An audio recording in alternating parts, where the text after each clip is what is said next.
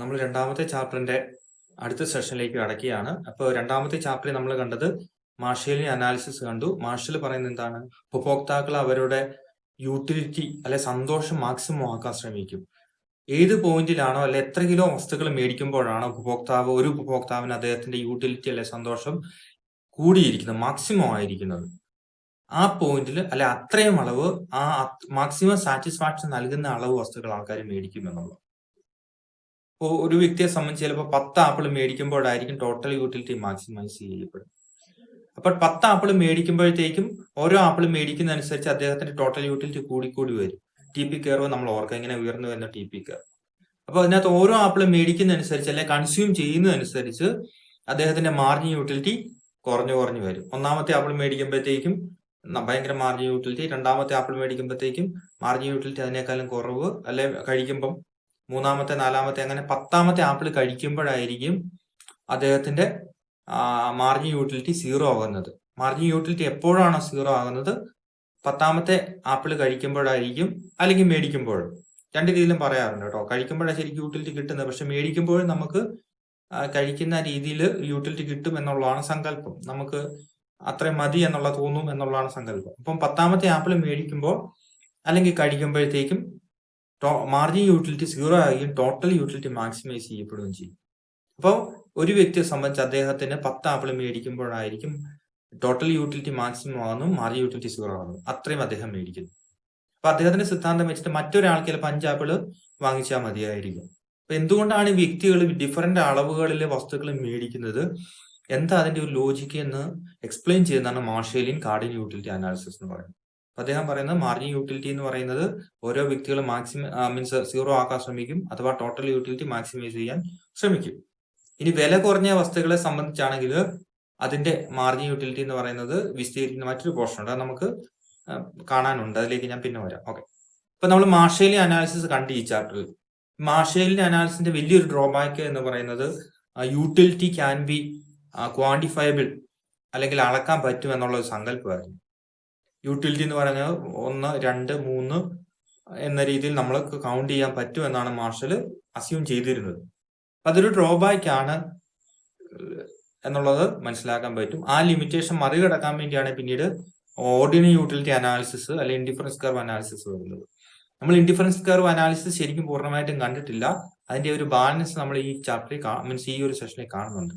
നേരത്തെ നമ്മൾ കണ്ട ഇൻഡിഫറൻസ് കർവ് അനാലിസിസിനകത്ത് കണ്ടു, ഇൻഡിഫറൻസ് കർവ് എന്ന് പറഞ്ഞു കഴിഞ്ഞാൽ ഈക്വൽ സാറ്റിസ്ഫാക്ഷൻ നൽകുന്ന രണ്ട് വസ്തുക്കളുടെ ഡിഫറെന്റ് കോമ്പിനേഷനെ കണക്ട് ചെയ്ത് വരയ്ക്കുന്ന ഒരു രേഖയാണ് നമ്മൾ പറഞ്ഞു, അല്ലെ? അപ്പോൾ ഒരു ഇൻഡിഫറൻസ് കർവിന്റെ എല്ലാ പോയിന്റുകളിലും ഈക്വൽ സാറ്റിസ്ഫാക്ഷൻ ആയിരിക്കും. x1 x2 എന്നുള്ള ആപ്പിൾ ഓറഞ്ച് എന്നുള്ള രണ്ട് വസ്തുക്കൾ കൺസ്യൂം ചെയ്യുകയാണെങ്കിൽ ആപ്പിൾ കൂടുതൽ ഒന്നെങ്കിൽ അദ്ദേഹത്തിന് കൺസ്യൂം ചെയ്യാം, കുറച്ച് ഓറഞ്ചും, കൂടുതൽ ആപ്പിളും കുറച്ച് ഓറഞ്ചും, ഒരേ മീൻസ് അയാൾ ഹാപ്പി ആയിരിക്കും, അദ്ദേഹം ഹാപ്പി ആയിരിക്കും. ഇനി ഓറഞ്ച് കൂടുതലും ആപ്പിളിന്റെ ക്വാണ്ടിറ്റി എന്ന് പറഞ്ഞാൽ കുറവാണെങ്കിലും നമ്മുടെ ഈ കൺസ്യൂമർ ഹാപ്പി ആയിരിക്കും. ഇനി ആപ്പിളും ഓറഞ്ച് ഈക്വൽ ക്വാണ്ടിറ്റീസ് കൺസ്യൂം ചെയ്താൽ അദ്ദേഹം ഹാപ്പി ആയിരിക്കും. അപ്പൊ അങ്ങനെ രണ്ട് വസ്തുക്കളുടെ ഡിഫറെന്റ് കോമ്പിനേഷൻ എടുത്തു കഴിഞ്ഞാൽ ഏത് കിട്ടിക്കഴിഞ്ഞാലും consumer will be or the consumer is always indifferent എന്നുള്ളതാണ് നമ്മുടെ സങ്കല്പം. അങ്ങനെ ഇൻഡിഫറന്റ് ആയിട്ടുള്ള എല്ലാ പോയിന്റുകളെയും കണക്ട് ചെയ്ത് വരയ്ക്കുന്ന രേഖയാണ് ഇൻഡിഫറൻസ് കർവ് എന്ന് പറയുന്നത്. ഇപ്പൊ മോണോട്ടോണിക് പ്രിഫറൻസ് എന്നുള്ള സിദ്ധാന്തം വെച്ചിട്ട് നമ്മൾ പറഞ്ഞു ഒരു ഇൻഡിഫറൻസ് കർവിന്റെ എല്ലാ പോയിന്റുകളിലും കൺസ്യൂമർ ഹാപ്പിയാണ്, ഇൻഡിഫറന്റ് ആണ്, ഏത് കിട്ടിയാലും ഹാപ്പി. പക്ഷെ ഉയർന്ന ഒരു ഇൻഡിഫറൻസ് കർവിൽ കാണിക്കുന്നത് എന്താണ്? Higher level of satisfaction. Because on A higher indifference curve the consumer receives higher level of satisfaction or higher level of quantities of x1 and x2. ഉയർന്ന ഒരു ഇൻഡിഫറൻസ് കർവിന്റെ ഏത് പോയിന്റുകളിലും താഴ്ന്ന ഇൻഡിഫറൻസ് കർവിനേക്കാൾ കൂടുതൽ അളവിൽ x1 അല്ലെങ്കിൽ x2 അദ്ദേഹത്തിന് ലഭിക്കുന്നുണ്ട്, കൂടുതൽ ക്വാണ്ടിറ്റി ഉണ്ട് എന്നുള്ളതാണ്. അതുപോലെ ലോവർ ഇൻഡിഫറൻസ് കർവിലെ ലോവർ ക്വാണ്ടിറ്റീസ് ആയിരിക്കും എന്നുള്ളത്, അല്ലെങ്കിൽ കുറഞ്ഞ യൂണിറ്റ്സ് ഓഫ് x1 x2 ലഭിക്കുകയുള്ളൂ. അപ്പോൾ ഉയർന്ന ഇൻഡിഫറൻസ് കർവിൽ ഉയർന്ന സാറ്റിസ്ഫാക്ഷൻ ഉണ്ട്, കാരണം കൂടുതൽ x1 x2 അവിടെ കൺസ്യൂമർക്ക് കൺസ്യൂം ചെയ്യാൻ പറ്റും. താഴ്ന്ന ഇൻഡിഫറൻസ് കർവ് ആണെങ്കിലോ താഴ്ന്ന ക്വാണ്ടിറ്റീസ് ഉള്ളായിരിക്കും, അതുകൊണ്ട് കുറച്ച് സാറ്റിസ്ഫാക്ഷനെ കിട്ടുള്ളൂ. ഇപ്പൊ താഴ്ന്ന ഇൻഡിഫറൻസ് കർവിന്റെ എല്ലാ പോയിന്റുകളിലും ഈക്വൽ സാറ്റിസ്ഫാക്ഷനാ, ഉയർന്ന ഇൻഡിഫറൻസ് കർവിന്റെ എല്ലാ പോയിന്റുകളിലും ഈക്വൽ സാറ്റിസ്ഫാക്ഷൻ. പക്ഷെ താഴ്ന്ന ഇൻഡിഫറൻസ് കർവിനേക്കാളും സാറ്റിസ്ഫാക്ഷൻ ഉയർന്ന ഇൻഡിഫറൻസ് കർവ് കിട്ടും. അതാണ് മോണോട്ടോണിക് പ്രിഫറൻസ് പറയുന്നത്. ഇപ്പൊ സ്വാഭാവികമായിട്ടും കൺസ്യൂമർ എന്ത് ചെയ്യും? ഉയർന്ന ഇൻഡിഫറൻസ് കർവിലെ പോയിന്റുകൾ പ്രിഫർ ചെയ്യുള്ളൂ. അത് വാങ്ങിക്കാൻ പറ്റുമോ എന്ന് നമുക്ക് അറിഞ്ഞുകൂടാ കേട്ടോ. ഇപ്പൊ 5 കിലോ ആപ്പിളും 5 കിലോ ഓറഞ്ചും വേണോ, 10 കിലോ ആപ്പിളും 10 കിലോ ഓറഞ്ചും വേണോ, ഏതാ കൂടുതൽ സാറ്റിസ്ഫാക്ഷൻ നൽകുമെന്ന് ചോദിച്ചു കഴിഞ്ഞാൽ നമ്മൾ 10 കിലോ പറയുള്ളൂ. അതാ പറയുന്നത്. ഇപ്പൊ താഴ്ന്ന ഇൻഡിഫറൻസ് കർവിലെ പോയിന്റ് ഇതാണ്. ഒന്നെങ്കിൽ 4 ആപ്പിളും 1 ഓറഞ്ചും, അല്ലെങ്കിൽ എന്താണ് 4 ഓറഞ്ചും 1 ആപ്പിളും, അല്ലെങ്കിൽ 2 ആപ്പിളും 2 ഓറഞ്ചും. ഈ കൺസംഷൻ ബണ്ടിൽസ് എല്ലാം ഒരു ഇൻഡിഫറൻസ് കർവിലുള്ള. മനസ്സിലായില്ലേ? അതായത് താഴ്ന്ന ഇൻഡിഫറൻസ് കർവിൽ ഒരു പോയിന്റ് 4 ആപ്പിളും 1 ഓറഞ്ചും കിട്ടി, അദ്ദേഹം ഹാപ്പിയാണ്. അല്ലെങ്കിലോ 4 ഓറഞ്ചും 1 ആപ്പിളും, നമ്മുടെ കൺസ്യൂമർ ഹാപ്പിയാ, ഇൻഡിഫറൻറ്റാ, കുഴപ്പമില്ല.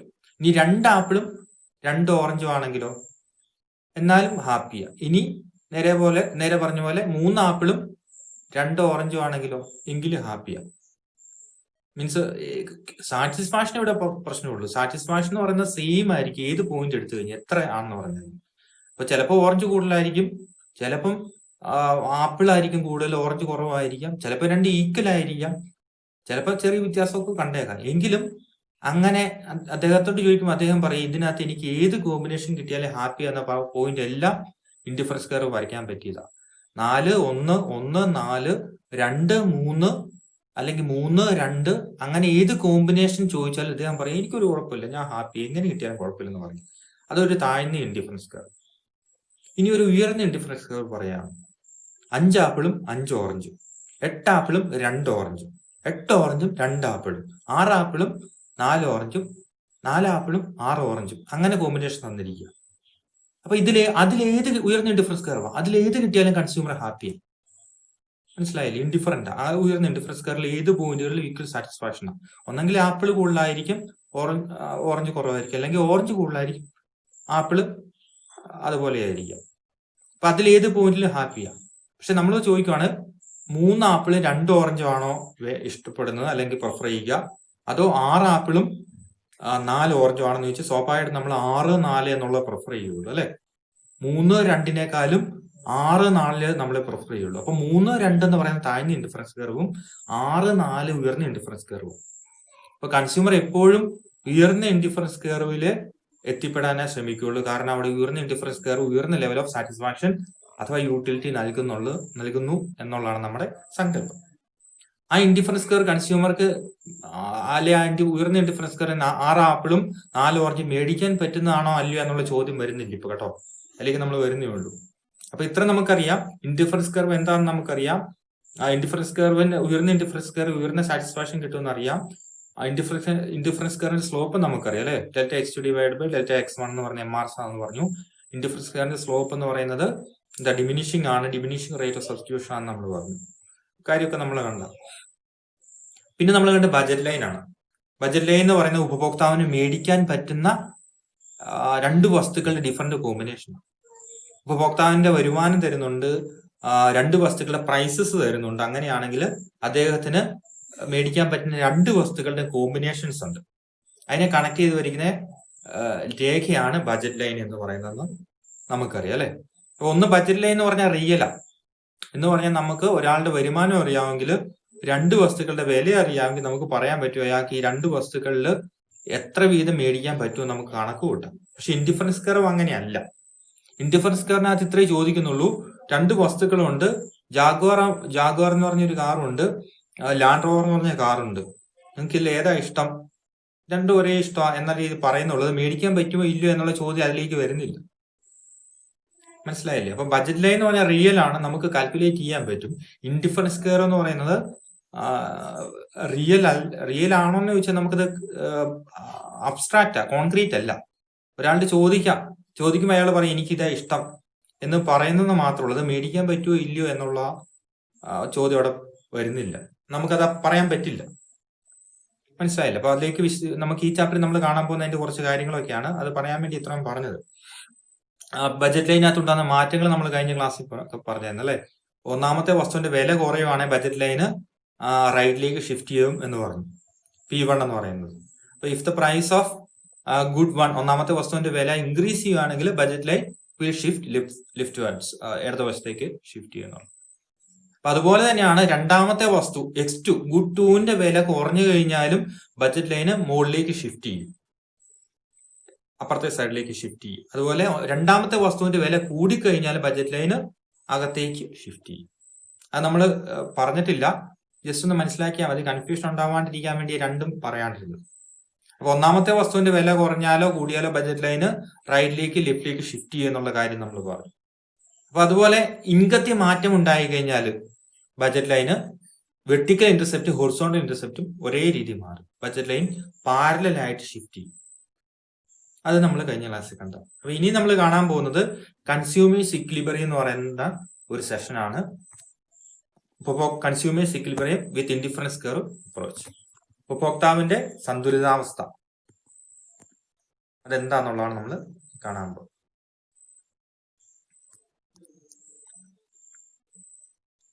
ഇത് നോക്കുക, രണ്ട് വസ്തുക്കളാണുള്ള X1 X2.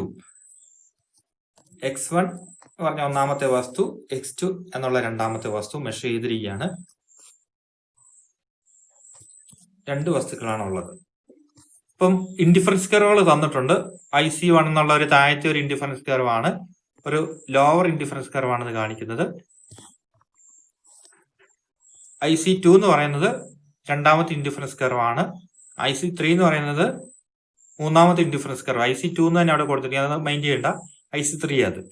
അപ്പൊ സ്വാഭാവികമായിട്ട് ഒന്നാമത്തെ ഇൻഡിഫറൻസ് കർവിൽ എന്താ സംഭവിച്ചിരിക്കുക? യെല്ലോ കളർ ഇൻഡിഫറൻസ് കർവ് കാണിക്കുന്നത് ഒരു ലോവർ ഇൻഡിഫറൻസ് കർവാണ് എന്ന് പറഞ്ഞു കഴിഞ്ഞാൽ അവിടെ രണ്ട് വസ്തുക്കൾ X1 X2 എന്ന് പറയുന്നത് ഇത്ര വീതമേ കാണുള്ളൂ. മീൻസ് X1 എന്ന് പറയുന്നത് കുറച്ചേ കൺസ്യൂം ചെയ്യാൻ പറ്റുള്ളൂ ഉയർന്ന ഇൻഡിഫറൻസ് കർവിനെക്കാളും.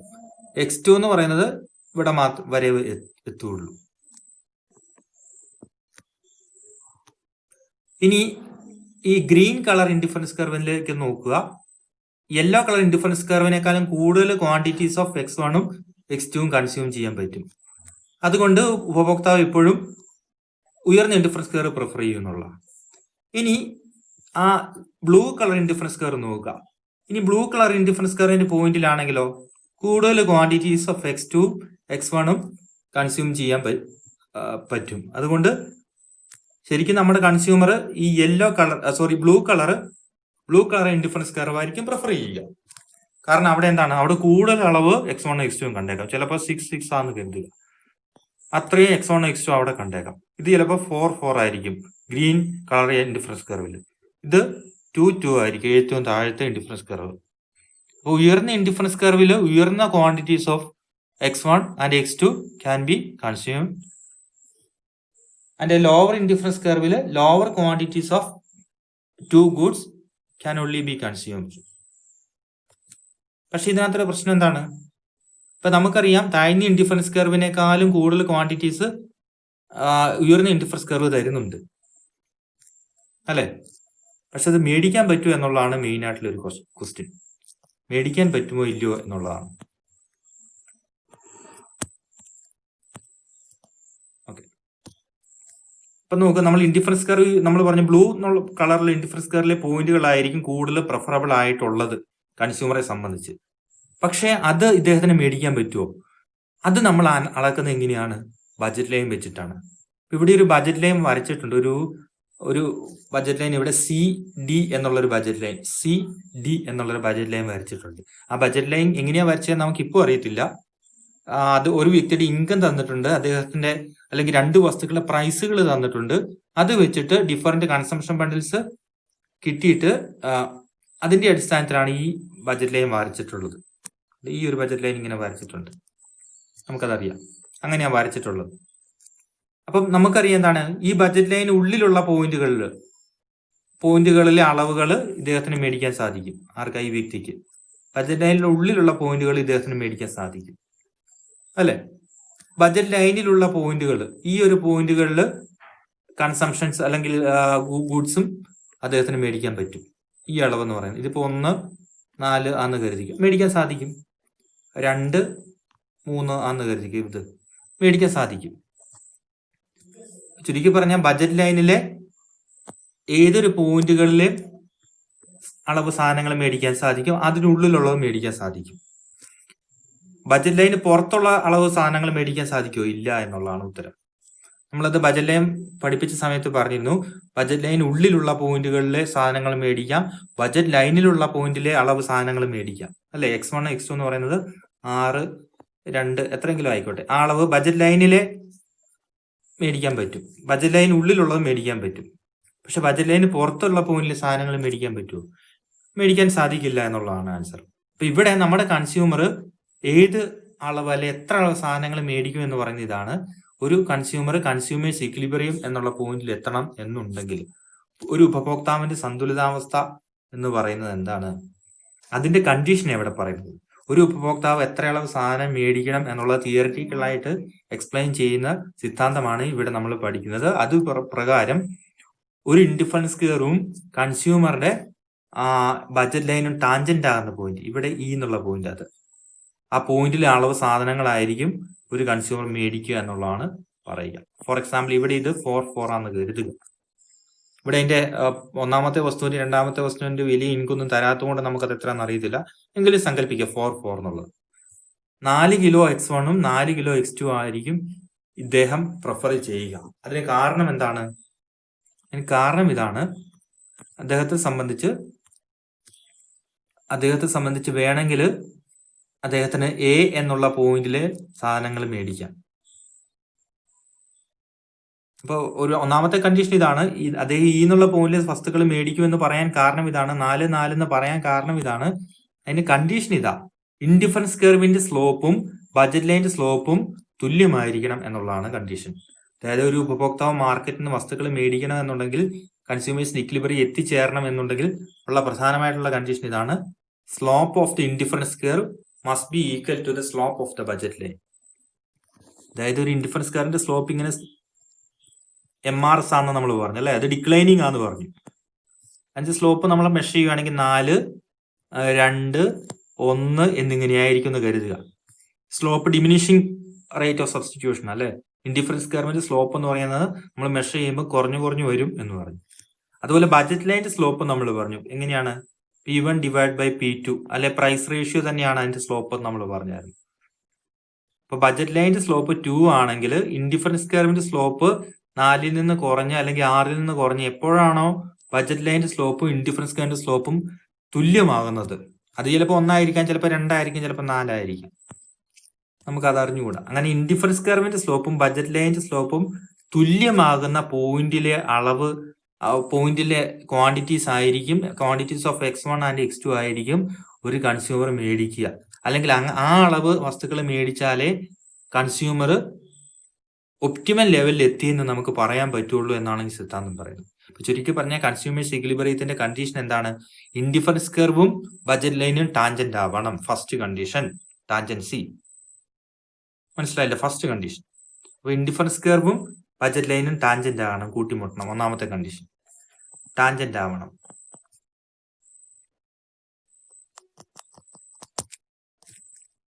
രണ്ടാമത്തെ കണ്ടീഷൻ എന്താണ്? ഇൻഡിഫറൻസ് കർവിന്റെ സ്ലോപ്പും ബജറ്റ് ലൈനിന്റെ സ്ലോപ്പും തുല്യമാകണം. അങ്ങനെ പ്രധാനമായി 2 കണ്ടീഷനാണ് ഉള്ളത്. അപ്പൊ ഇൻഡിഫറൻസ് കർവും ബജറ്റ് ലൈനും ടാൻജന്റ് ആവണം, ഒന്നാമത്തെ കണ്ടീഷൻ. രണ്ടാമത്തെ കണ്ടീഷൻ ഇൻഡിഫറൻസ് കർവിന്റെയും ബജറ്റ് ലൈനിന്റെയും ചെരിവുകൾ തുല്യമാവണം എന്നാണ് പറയുന്നത്. അപ്പൊ അതിവിടെ എഴുതിയിട്ടുണ്ട്, slope of the indifference curve must be equal to slope of the budget line.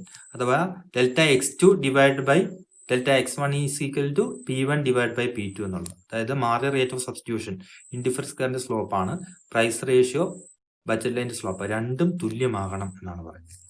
ഈ ഒരു ബജറ്റ് ലൈന് എടുത്തു കഴിഞ്ഞാൽ അതിന്റെ സ്ലോപ്പ് എല്ലാ സൈഡിലും അല്ലെങ്കിൽ എല്ലായിടത്തും ഒരേ രീതിയിലായിരിക്കും.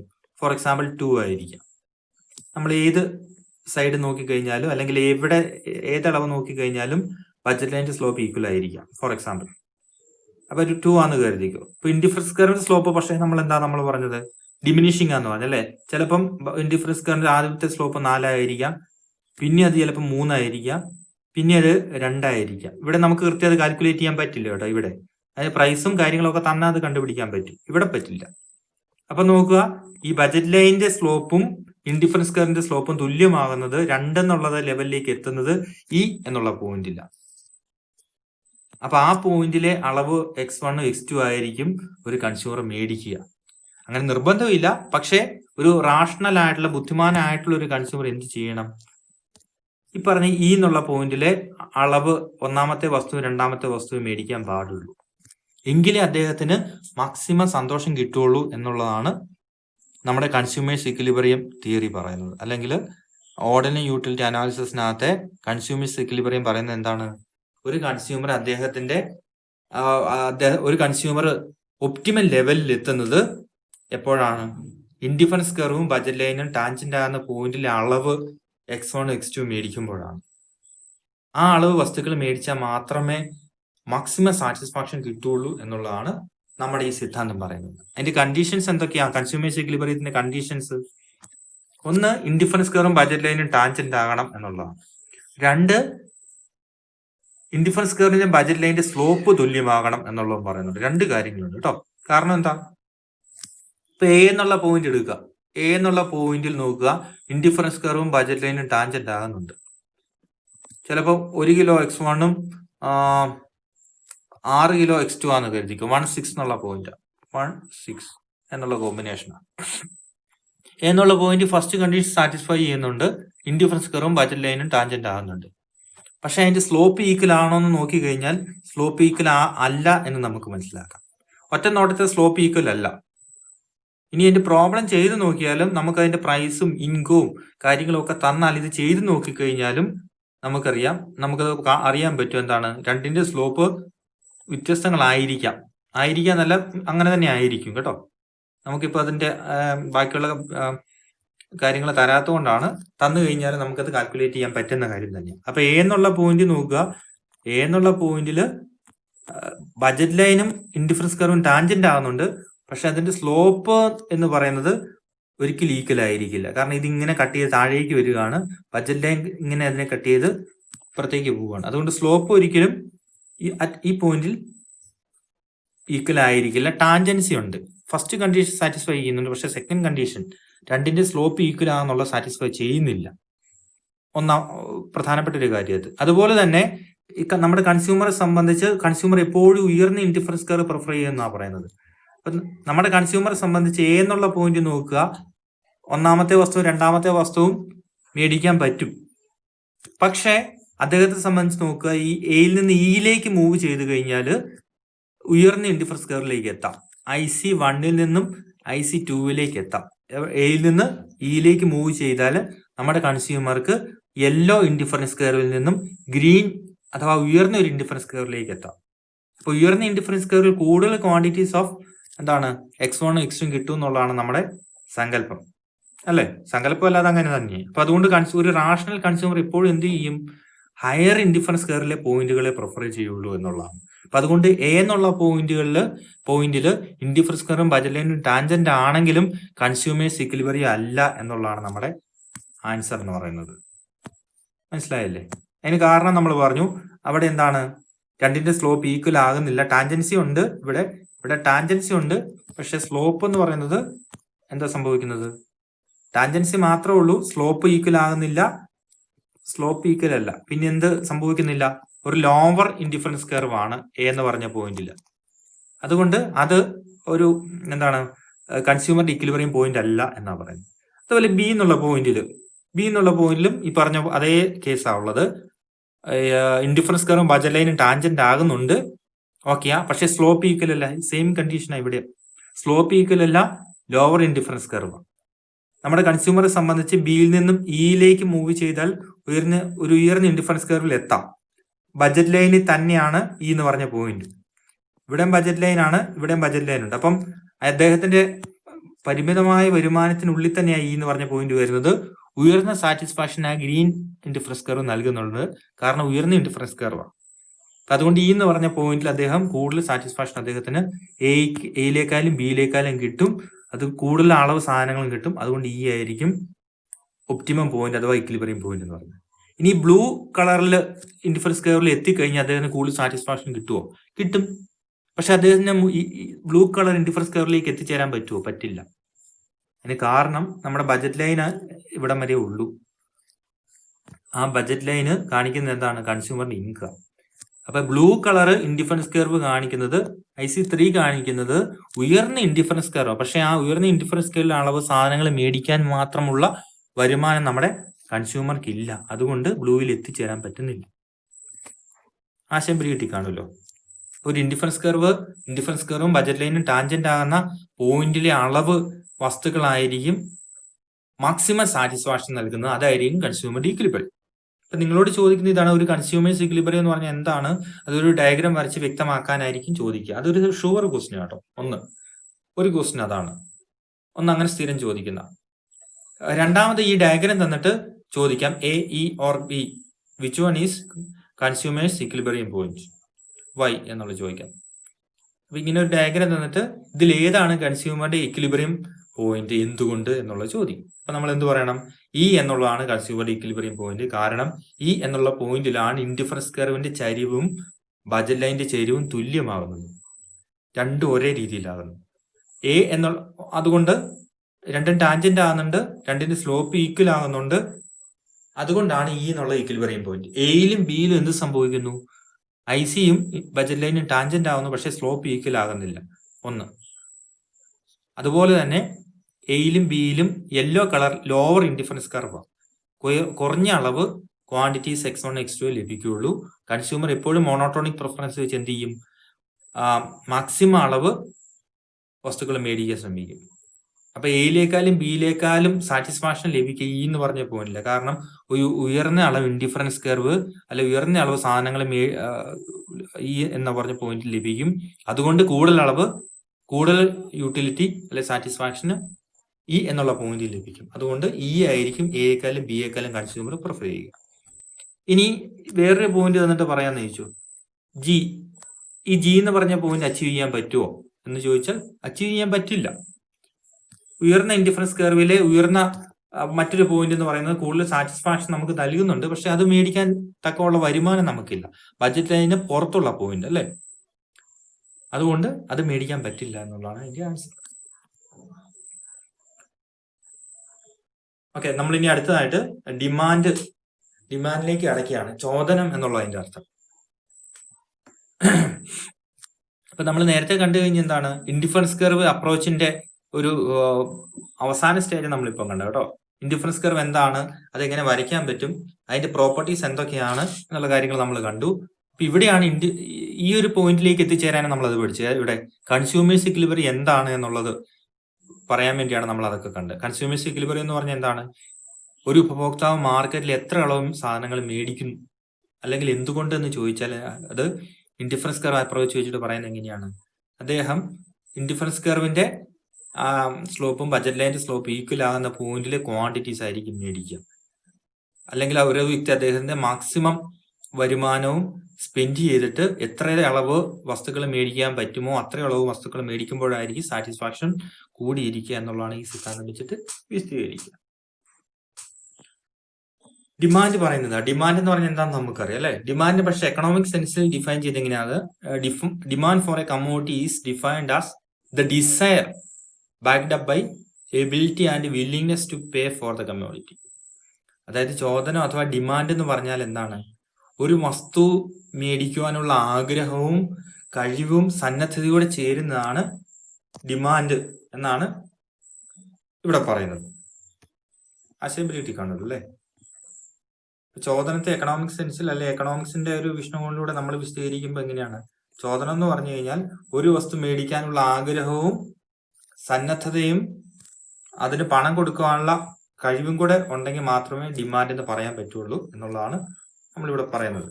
അല്ലെങ്കിൽ ഇതിന് ഡിമാൻഡ് എന്ന് പറയാൻ പറ്റില്ല. കഴിവും വേണം, സന്നദ്ധതയും വേണം, ആഗ്രഹവും വേണം, ഇതെല്ലാം അവിടെ വേണം എന്നുള്ളതാണ്. അപ്പൊ ഈ ചോദനത്തെ സ്വാധീനിക്കുന്ന പ്രധാനപ്പെട്ട ഘടകങ്ങൾ ഏതൊക്കെയാന്നുള്ളതാണ്.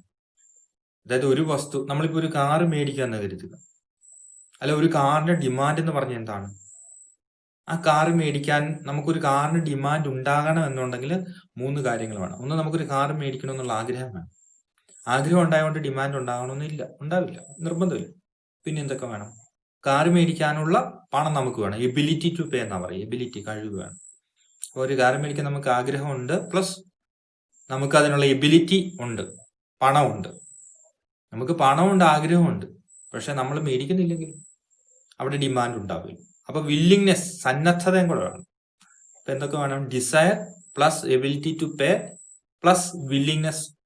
ഇങ്ങനെ 3 കാര്യങ്ങൾ ഒരുമിച്ച് ചേരുമ്പോഴാണ് ഡിമാൻഡ് ഉണ്ടാവുക എന്നുള്ളതാണ് പറയുന്നത്.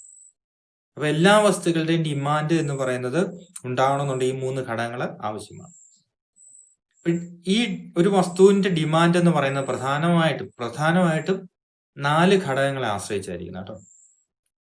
പ്രധാനമായിട്ടെന്നെ പറയുന്നുള്ളൂ. ഒത്തിരി ഫാക്ടേഴ്സ് ഉണ്ട്. ഫാക്ടേഴ്സ് അഫക്റ്റിംഗ് ഡിമാൻഡ് എന്ന് പറഞ്ഞു കഴിഞ്ഞാൽ ഒത്തിരി ഡിറ്റർമിനൻസ് ഉണ്ട്, ഡിറ്റർമിനൻസ് ഓഫ് ഡിമാൻഡ്. അതിനകത്ത് 4 പ്രധാനപ്പെട്ട ഘടകങ്ങൾ മാത്രമേ നമ്മൾ കാണുന്നുള്ളൂ എളുപ്പത്തിന് വേണ്ടിയിട്ട്. അപ്പൊ അത് ഏതൊക്കെയാണെന്ന് നോക്കാം നമുക്ക്. Factors affecting demand for a commodity. ഒന്ന്, അതിന്റെ സ്വന്തം വിലയാണ്. ഇപ്പൊ ഒരു വസ്തുവിന്റെ ചോദനത്തെ സ്വാധീനിക്കുന്ന പ്രധാനപ്പെട്ട ഘടകം എന്ന് പറയുന്നത് അതിന്റെ വില തന്നെയാണ്. നമുക്കറിയാവുന്ന കാര്യം. ഇപ്പൊ നമ്മളൊരു വാഹനം മേടിക്കുന്ന സമയത്ത്, ഒരു കാർ മേടിക്കാന്ന് കരുതുക. അപ്പൊ നമ്മൾ സ്വാഭാവികമായിട്ടും എങ്ങനെയുള്ള കാറുകളായിരിക്കും മേടിക്കുക? താരതമ്യേന ഭയങ്കര വിലയുള്ള കാറുകൾ നമ്മൾ അധികം മേടിക്കില്ല. ആഗ്രഹമില്ലാത്തതുകൊണ്ടല്ല, പൈസ ഇല്ലാത്തതുകൊണ്ടാണ്, അല്ലേ? അപ്പം തീരെ വില കുറഞ്ഞ കാറുകളാണെങ്കിലോ മേടിക്കണം നിർബന്ധമില്ല, മേടിച്ചേക്കാം. ഒരു മീഡിയം ലെവൽ കാറുകളായിരിക്കും കൂടുതൽ ആൾക്കാർ മേടിക്കുക. വലിയ വിലയില്ലാത്ത ഒരു ആവറേജ് പ്രൈസുള്ള വാഹനങ്ങൾ ആൾക്കാർ മേടിക്കുക. അതിന് കാരണം എന്താ?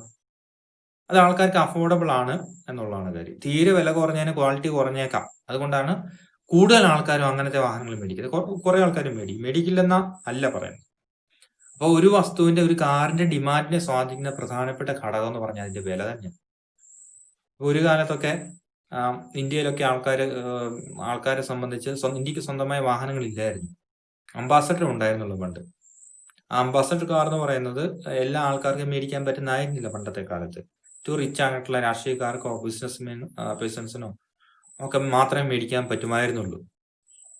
പക്ഷെ ഈ മാരുതി 800 ആണ് അത്യാവശ്യം ഒരു മിഡിൽ ക്ലാസ്സിന് പോലും വാങ്ങാൻ പറ്റുന്ന ഇന്ത്യയുടെ സ്വന്തം കാർന്ന് പറയാൻ പറ്റുന്ന ഒരു കാർ. അപ്പൊ അന്നത്തെ കാലത്ത് ഒരുമാതിരിപ്പെട്ട ആൾക്കാർക്കൊക്കെ തന്നെ ഈ മാരുതി കാർ മേടിക്കാൻ പറ്റിയതിന്റെ കുറഞ്ഞ വില കൊണ്ടാണ്. കുറഞ്ഞ വിലയും അത്യാവശ്യം നല്ല ക്വാളിറ്റിയുള്ള വാഹനങ്ങളായിരുന്നു അന്നും ഇന്നും മാരുതിയുടെ വാഹനങ്ങൾ എന്ന് പറയുന്നത്. അപ്പൊ അതേസമയം അപ്പൊ ഞാൻ പറഞ്ഞതാണ്, അഫോർഡബിൾ ആയിട്ടുള്ള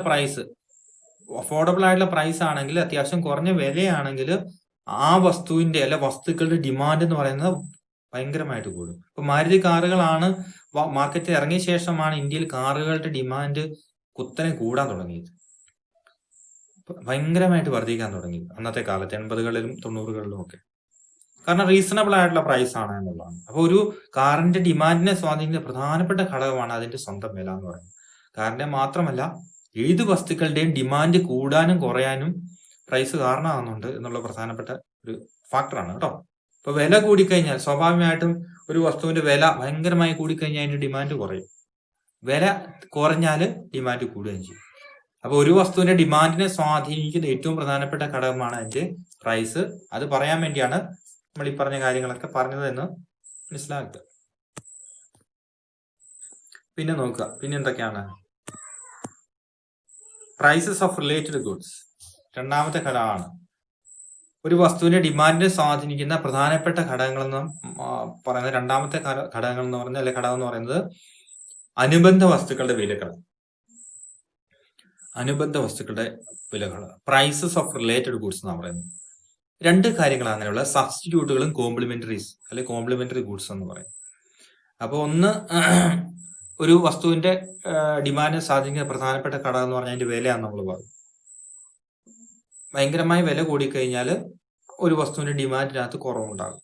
വില കുറഞ്ഞാൽ ഡിമാൻഡിനകത്ത് വർധന ഉണ്ടാകും. 1. 2, റിലേറ്റഡ് ആയിട്ടുള്ള വസ്തുക്കളുടെ വിലയിൽ വർധന ഉണ്ടാകുക അല്ല മാറ്റം ഉണ്ടാകുന്നത് കരുതുക. ഒരു വസ്തുവിന്റെ ചോദനത്തിനകത്ത് മാറ്റം ഉണ്ടാകും. ശ്രദ്ധിക്കുക, ഡിമാൻഡ് എന്താണെന്ന് നമ്മൾ പറഞ്ഞു അല്ലെ. എന്താ ഡിമാൻഡ്?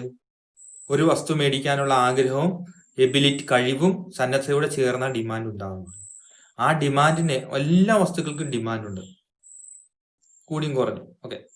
അപ്പൊ അങ്ങനെയുള്ള വസ്തുക്കളുടെ ഡിമാൻഡിനെ സ്വാധീനിക്കുന്ന പ്രധാനപ്പെട്ട ഘടകങ്ങൾ എന്ന് പറയുന്നത് എന്തൊക്കെയാണ്? ഒന്ന് അതിന്റെ സ്വന്തം അതിന്റെ വില എന്ന് പറയുന്നത്, രണ്ട് അതുമായി ബന്ധപ്പെട്ട വസ്തുക്കളുടെ വിലകൾ. ബന്ധപ്പെട്ട വസ്തുക്കളുടെ വിലകൾ എന്ന് പറഞ്ഞാൽ ഒത്തിരി കാര്യങ്ങളുണ്ട് കേട്ടോ. നമ്മളിവിടെ രണ്ട് കാര്യങ്ങൾ മാത്രം എടുക്കുന്നുള്ളൂ, സബ്സ്റ്റിറ്റ്യൂട്ടും കോംപ്ലിമെന്ററി ഗുഡ്സും മാത്രമേ ഇവിടെ എടുക്കുന്നുള്ളൂ.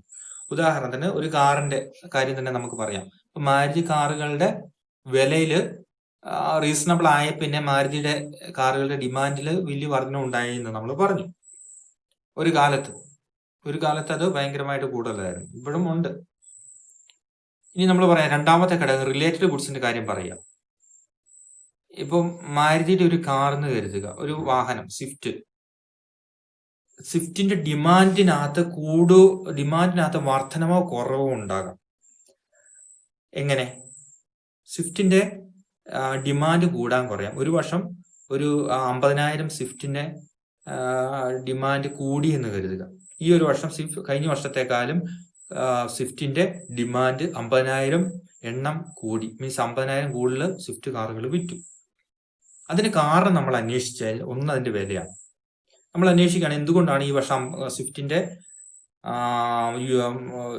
50,000 യൂണിറ്റ്സ് വിൽക്കാൻ പറ്റിയത് കഴിഞ്ഞ വർഷത്തെ അപേക്ഷിച്ച് എന്ന് അന്വേഷിക്കുമ്പോൾ ചിലപ്പം മനസ്സിലാകുന്ന കാര്യമായിരിക്കും. അവർ ഒത്തിരി ഓഫറുകൾ പ്രഖ്യാപിച്ചിട്ടുണ്ടായിരിക്കാം, ഡിസ്കൗണ്ടുകൾ പ്രഖ്യാപിച്ചിട്ടുണ്ടായിരിക്കാം, ഗവൺമെന്റ് സബ്സിഡി ഇങ്ങനെയെങ്കിലും കിട്ടിയിട്ടുണ്ടായിരിക്കാം. അതുകൊണ്ട് കാർ കമ്പനിക്കാർ വലിയ 50,000 രൂപ അല്ലെങ്കിൽ 1,00,000 രൂപയോളം കാറിന്റെ വിലയിൽ ഓഫറുകൾ അല്ലെ ഡിസ്കൗണ്ടുകളൊക്കെ കൊടുത്തിട്ടുണ്ടായിരിക്കും, വില കുറച്ചിട്ടുണ്ടായിരിക്കും എന്ന് കരുതുക. അപ്പൊ അതുകൊണ്ടായിരിക്കും ചിലപ്പോൾ 50,000 കാറുകൾ വിറ്റുപോയത്. അപ്പൊ ഒരു മാരുതി സ്വിഫ്റ്റിന്റെ 50,000 യൂണിറ്റ് കൂടുതൽ ഡിമാൻഡ് ഉണ്ടായി ഈ വർഷം. അതിന് കാരണം അതിന്റെ വില കുറഞ്ഞ ഒരു റീസൺ. മനസ്സിലായില്ലേ? വില കുറഞ്ഞു, അതുകൊണ്ട് കൂടുതൽ യൂണിറ്റ് വിറ്റുപോയി. ഒന്നാമത്തെ റീസൺ. രണ്ടാമത്തെ റീസൺ എന്തായിരിക്കാം? അതാണ് നമ്മളിപ്പോ പറയുന്നത്. രണ്ടാമത്തെ റീസണ് നമ്മൾ പറഞ്ഞതാണ്, രണ്ടാമത്തെ ഘടകമാണ് റിലേറ്റഡ് ഗുഡ്സിന്റെ വിലയിൽ മാറ്റങ്ങൾ ഉണ്ടായിട്ടുണ്ടായിരിക്കാം. സ്വിഫ്റ്റ് കൂടുതൽ വിറ്റുപോയി. അന്വേഷിച്ചപ്പോൾ നമ്മൾ പറയാണ് ഒന്നെങ്കിൽ വില കുറഞ്ഞതിന്റെ അതുകൊണ്ടാണ് വിറ്റുപോയെന്ന് പറയാം. ഇനി അതല്ലെങ്കിൽ നമ്മൾ അന്വേഷിച്ചപ്പോൾ നമുക്ക് മനസ്സിലാകും സ്വിഫ്റ്റ് കാറുകൾ 50,000 യൂണിറ്റ്സ് ഈ വർഷം വിറ്റുപോയി. അതിന് കാരണം അന്വേഷിച്ചപ്പോൾ നമുക്ക് മനസ്സിലാകാണ് ബാക്കിയുള്ള കാർ കമ്പനിക്കാരൊക്കെ അവരുടെ പ്രൊഡക്ട്സിന്റെ ബാക്കിയുള്ള കാറുകളുടെ ഒക്കെ വില കൂട്ടി. മനസ്സിലായില്ലേ? ഹ്യുണ്ടായി i20 അല്ലെ i10 അതുപോലുള്ള നിസാൻ അതുപോലുള്ള ബാക്കിയുള്ള കാർ കമ്പനിക്കാരൊക്കെ അവരുടെ വാഹനങ്ങളുടെ വിലയിൽ വർധന വരുത്തിയിട്ടുണ്ടായിരിക്കും. അതുകൊണ്ട് എന്ത് സംഭവിച്ചു? അതുകൊണ്ട് സ്വിഫ്റ്റിന്റെ ഡിമാൻഡ് കൂടി. സ്വിഫ്റ്റിന്റെ ഡിമാൻഡ് എങ്ങനെ കൂടി? ബാക്കിയുള്ള സബ്സ്റ്റിറ്റ്യൂട്ടുകൾ എന്ന് പറയാം. കാറുകൾ സബ്സ്റ്റിറ്റ്യൂട്ട് എന്ന് പറഞ്ഞാൽ എന്താണ്? നമുക്ക് ഡീറ്റെയിൽഡ് ആയിട്ട് കാണാനുണ്ട്, അതുകൊണ്ടാണ് ഞാനിപ്പോൾ അത് കൂടുതൽ പറയുന്നത്. എങ്കിലും പറയാം, സബ്സ്റ്റിറ്റ്യൂട്ടുകൾ എന്ന് പറഞ്ഞു കഴിഞ്ഞാൽ ഒരു വസ്തുവിന് പകരം ഉപയോഗിക്കാൻ പറ്റിയ വസ്തുക്കളാണ് സബ്സ്റ്റിറ്റ്യൂട്ടുകൾ എന്ന് പറഞ്ഞാൽ. ഉദാഹരണത്തിന് പല രീതിയിലുള്ള കാറുകൾ സബ്സ്റ്റിറ്റ്യൂട്ടുകളാണെന്ന് നമുക്ക് പറയാം. സ്വിഫ്റ്റ് അല്ലെ നിസാന് അല്ലെ ക്രേറ്റ അല്ലെ ഹ്യുണ്ടായി, അങ്ങനെ പല പല വാഹനങ്ങളുണ്ട്. അതൊക്കെ സബ്സ്റ്റിറ്റ്യൂട്ടുകളാണ്. ഒരു വാഹനം ഇല്ലെങ്കിൽ മറ്റേ വാഹനം ഉപയോഗിക്കാം. ഒന്നിന് പകരം ഉപയോഗിക്കാൻ പറ്റിയ വസ്തുക്കളാണ് സബ്സ്റ്റിറ്റ്യൂട്ടുകൾ എന്ന് പറയുന്നത്. നിങ്ങൾക്കറിയാം, ഫുട്ബോളിനോ ഒക്കെ സബ്സ്റ്റിറ്റ്യൂട്ടുകൾ ഇറങ്ങുന്നത് ഒരാൾക്ക് പകരമായിട്ട് അല്ലെ. അപ്പൊ അതുപോലെ പേനയും പെൻസിലും സബ്സ്റ്റിറ്റ്യൂട്ടുകളാണ് നമുക്ക് പറയാം. പെർഫെക്റ്റ് സബ്സ്റ്റിറ്റ്യൂട്ടുകൾ അല്ലെങ്കിൽ ഒന്നിന് പകരം മറ്റൊന്ന് ഉപയോഗിക്കാം. കിട്ടിയില്ലേ? പേനയും പെൻസിലും സബ്സ്റ്റിറ്റ്യൂട്ടുകളാണ്. ഒരു കാറും ഓട്ടോയിലും സബ്സ്റ്റിറ്റ്യൂട്ടുകളാണെന്ന് പറയാം. അല്ലെങ്കിൽ ഒരു കാറും മറ്റൊരു കാറും സബ്സ്റ്റിറ്റ്യൂട്ടുകളാണെന്ന് പറയാം നമുക്ക്. അല്ലെ ഷൂസും ചപ്പലും സബ്സ്റ്റിറ്റ്യൂട്ടുകളാണ്. മാറി മാറി ഉപയോഗിക്കാം. രണ്ടും വ്യത്യാസങ്ങൾ കണ്ടേക്കാം, ചില സാറ്റിസ്ഫാക്ഷൻ ലെവലിലൊക്കെ വ്യത്യാസങ്ങൾ കണ്ടേക്കാം, എങ്കിലും ഒന്നിന് പകരം മറ്റൊന്ന് ഉപയോഗിക്കാം. അങ്ങനെ അതിന് സബ്സ്റ്റിറ്റ്യൂട്ടുകൾ എന്ന് പറയും. അപ്പം ഇവിടെ സ്വിഫ്റ്റ് കാറിന്റെ വില ഡിമാൻഡ് കൂടി. അതിന് കാരണം ഒന്ന് അതിന്റെ വില കുറച്ചിട്ടുണ്ടായിരുന്നു ആയിരിക്കാം ഒന്നെങ്കിൽ. ഇനി അതല്ലെങ്കിലോ ബാക്കിയുള്ള കാർ കമ്പനി സബ്സ്റ്റിറ്റ്യൂട്ടുകളുടെ വിലയിൽ വർധന ഉണ്ടായിട്ടുണ്ടായിരിക്കാം. ബാക്കിയുള്ള എല്ലാ കാറുകളും അവരുടെ വില കൂട്ടി, സ്വിഫ്റ്റ് അതിന്റെ വില കൂട്ടിയില്ല. അപ്പൊ എന്ത് സംഭവിച്ചു? സ്വിഫ്റ്റിന്റെ വില കുറയ്ക്കാതെ തന്നെ സ്വിഫ്റ്റിന്റെ ഡിമാൻഡ് കൂടി. മനസ്സിലായില്ലേ? ബാക്കിയുള്ള കാർ കമ്പനിക്കാർ അവരുടെ കാറുകളുടെ വില കൂട്ടി, സബ്സ്റ്റിറ്റ്യൂട്ടിന്റെ വില കൂട്ടി. അപ്പൊ എന്ത് സംഭവിച്ചു? സ്വിഫ്റ്റിന്റെ ഡിമാൻഡ് കൂടി എന്നുള്ള. നമ്മളൊന്നും ചെയ്തില്ല ഇവിടെ. ഈ മാരുതിക്കാർ ഒന്നും ചെയ്തില്ല. ബാക്കിയുള്ള കമ്പനിക്കാർ അവരുടെ കാറുകളുടെ വില കൂട്ടിയപ്പോഴത്തേക്കും ആ കാറുകൾ മേടിക്കണമെന്ന് കരുതിയ ആൾക്കാർ എന്ത് ചെയ്തു? സ്വിഫ്റ്റ് വന്ന് മേടിച്ചു. അതുകൊണ്ടായിരിക്കാം ഒരു പക്ഷേ സ്വിഫ്റ്റിന്റെ ഡിമാൻഡ് കൂടിയത്. പ്രൈസസ് ഓഫ് റിലേറ്റഡ് ഗുഡ്സിനകത്ത് ഒരു കാര്യമാണ് നമ്മൾ സബ്സ്റ്റിറ്റ്യൂട്ടുകളുടെ വിലയിൽ മാറ്റം ഉണ്ടായി കഴിഞ്ഞാൽ നമ്മുടെ ഒരു വസ്തുവിന്റെ ഡിമാൻഡ് കൂടാം. മനസ്സിലായില്ലേ? ഇനി കോംപ്ലിമെന്ററി ഗുഡ്സ് അല്ലെ കോംപ്ലിമെന്ററി ഗുഡ്സിന്റെ വിലയിൽ മാറ്റമുണ്ടായാലും ഡിമാൻഡ് കൂടാം. ഇനി കോംപ്ലിമെന്ററി ഗുഡ്സ് എന്താന്ന് പറയും? സബ്സ്റ്റിറ്റ്യൂട്ട്സ് എന്ന് പറഞ്ഞാൽ എന്താന്ന് നമ്മൾ പറഞ്ഞു, ഒന്നിന് പകരം ഉപയോഗിക്കാൻ പറ്റുന്ന വസ്തുക്കളാന്ന് പറഞ്ഞു. അപ്പോൾ ഒരു കാറിന് പകരം കാറിന് പകരം ഓട്ടോ സബ്സ്റ്റിറ്റ്യൂട്ട് ആന്ന് പറയാം, ബസ് സബ്സ്റ്റിറ്റ്യൂട്ട് ആന്ന് പറയാം. ഒരു കാറിന് പകരം മറ്റൊരു കാർ പെർഫെക്റ്റ് സബ്സ്റ്റിറ്റ്യൂട്ട് ആന്ന് പറയാം. അപ്പൊ ഇവിടെ എല്ലാ കമ്പനിക്കാരും അവരുടെ വാഹനങ്ങളുടെ വില കൂട്ടി, പക്ഷെ മാരുതി മാത്രം കൂട്ടിയില്ല. അതുകൊണ്ട് എന്ത് സംഭവിച്ചു? മാരുതി കാറിന്റെ അല്ലെ സ്വിഫ്റ്റിന്റെ സബ്സ്റ്റിറ്റ്യൂട്ടുകളായിട്ടുള്ള കാറുകൾ അവരുടെ വാഹനങ്ങളുടെ വില കൂട്ടിയപ്പം സ്വിഫ്റ്റിന്റെ ഡിമാൻഡ് കൂടി.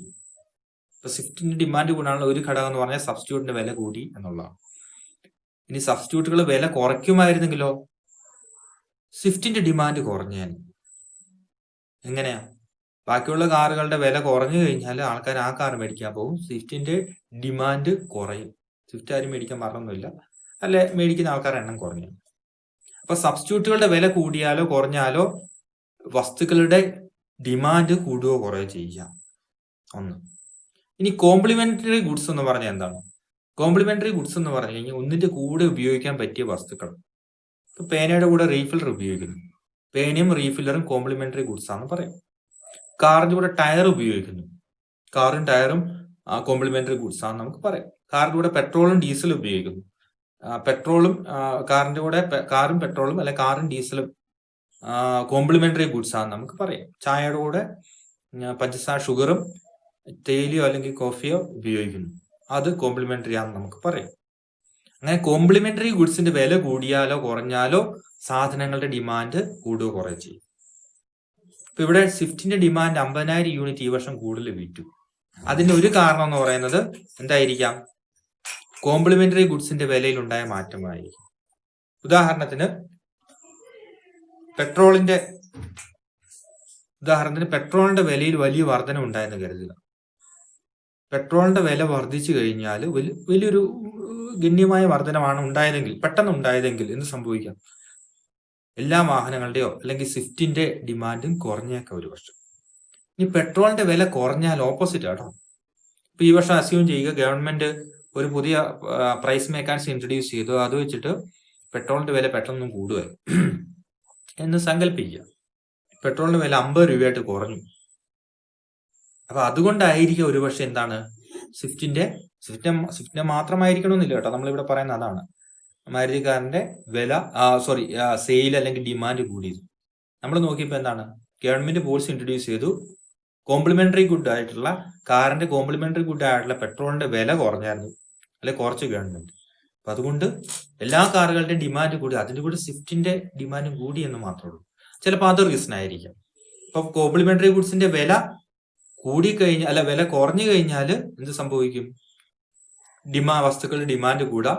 കോംപ്ലിമെന്ററി ഗുഡ്സിന്റെ വില കൂടിക്കഴിഞ്ഞാലോ വസ്തുക്കളുടെ ഡിമാൻഡ് കുറയാം, ഓപ്പോസിറ്റ്. അത് നമുക്ക് ഡീറ്റെയിൽ ആയിട്ട് കാണാൻ ഒന്നുകൂടെ. മൂന്നാമത് നോക്കി ഇൻകം ഓഫ് ദ കൺസ്യൂമർ. അപ്പൊ ഡിമാൻഡിനെ സ്വാധീനിക്കുന്ന ഘടകങ്ങളാണ് നമ്മൾ പറയുന്നത്. ഒന്ന്, ഒരു വസ്തുവിന്റെ ഡിമാൻഡ് കൂടാനോ കുറയാനുള്ള കാരണം എന്ന് പറയുന്നത് അതിന്റെ സ്വന്തം അല്ലെ അതിന്റെ വില ആണ്. വില കൂടിയാലോ കുറഞ്ഞാലോ ഡിമാൻഡ് കൂടുകയോ കുറയോ ചെയ്യും. വില കൂടിയ ഡിമാൻഡ് കുറയും, വില കുറഞ്ഞ ഡിമാൻഡ് കൂടാം. രണ്ട്, അതിന്റെ റിലേറ്റഡ് ആയിട്ടുള്ള ഗുഡ്സിന്റെ വിലകൾ. റിലേറ്റഡ് ആയിട്ടുള്ള ഗുഡ്സിന്റെ വിലകൾ എന്ന് പറഞ്ഞു കഴിഞ്ഞാൽ സബ്സ്റ്റിറ്റ്യൂട്ടുകളും കോംപ്ലിമെന്ററി ഗുഡ്സാണ്. ഒരു വസ്തുവിന്റെ സബ്സ്റ്റിറ്റ്യൂട്ടുകളുടെ വിലയിൽ മാറ്റം ഉണ്ടായി കഴിഞ്ഞാൽ ആ വസ്തുവിന്റെ ഡിമാൻഡിൽ മാറ്റം ഉണ്ടാകും. കോംപ്ലിമെന്ററി ഗുഡ്സിന്റെ വിലയിൽ മാറ്റം ഉണ്ടായാലും ഡിമാൻഡിൽ മാറ്റം ഉണ്ടാകും. സബ്സ്റ്റിറ്റ്യൂട്ടുകളുടെ വില കൂടിക്കഴിഞ്ഞാൽ എന്ത് സംഭവിക്കും? സബ്സ്റ്റിറ്റ്യൂട്ടിന്റെ വില കൂടിക്കഴിഞ്ഞാൽ ഡിമാൻഡ് കൂടും, സബ്സ്റ്റിറ്റ്യൂട്ടിന്റെ വില കുറഞ്ഞു കഴിഞ്ഞാൽ ഡിമാൻഡ് കുറയും. പോസിറ്റീവ് റിലേഷൻ, രണ്ടും ഒരേ ഡയറക്ഷനാണ് കേട്ടോ. കഴിഞ്ഞ വർഷം നമ്മൾ കോറിലേഷൻ പഠിച്ച പോലെ ഓർത്താൽ മതി. ഒരു വസ്തുവിന്റെ ഡിമാൻഡും സബ്സ്റ്റിറ്റ്യൂട്ടുകളുടെ വിലയും തമ്മിൽ ഇവിടെ ബന്ധപ്പെടുന്നു. സബ്സ്റ്റിറ്റ്യൂട്ടിന്റെ വില കൂടിക്കഴിഞ്ഞാൽ ഡിമാൻഡ് കൂടും, സബ്സ്റ്റിറ്റ്യൂട്ടിന്റെ വില കുറഞ്ഞാൽ ഡിമാൻഡ് കുറയും. മനസ്സിലായോ? ഒരു കാറിന്റെ വില കൂടിക്കഴിഞ്ഞാൽ മറ്റൊരു കാറിന്റെ ഡിമാൻഡ് കൂടും. മറ്റേതിന് ഒരു കാറിന്റെ വില കൂടി, i20യുടെ വില ഭയങ്കരമായിട്ട് കൂടി എന്ന് കരുതുക, സ്വിഫ്റ്റിന്റെ ഡിമാൻഡും കൂടും. കാരണം i20 മേടിച്ചുകൊണ്ടിരുന്ന ആൾക്കാരൊക്കെ അല്ലെ മേടിക്കണമെന്ന് കരുതിയിരുന്ന ആൾക്കാരൊക്കെ അത് വേണ്ടെന്ന് വെച്ച് സ്വിഫ്റ്റിലേക്ക് വന്നിരിക്കാം. സ്വിഫ്റ്റ് വില മാറ്റമില്ല, i20യുടെ വില ഭയങ്കരമായിട്ട് കൂടി. അതുകൊണ്ട് മനസ്സിലായില്ല? അപ്പൊ പോസിറ്റീവ് റിലേഷൻ, രണ്ടും കൂടുക ചെയ്യുന്നത്. വില കൂടി, ഡിമാൻഡ് കൂടി. വിലയും ഡിമാൻഡ് ഇവിടെ പറയുന്നത്. അല്ലെ വില കുറഞ്ഞു, ഡിമാൻഡ് കുറഞ്ഞു.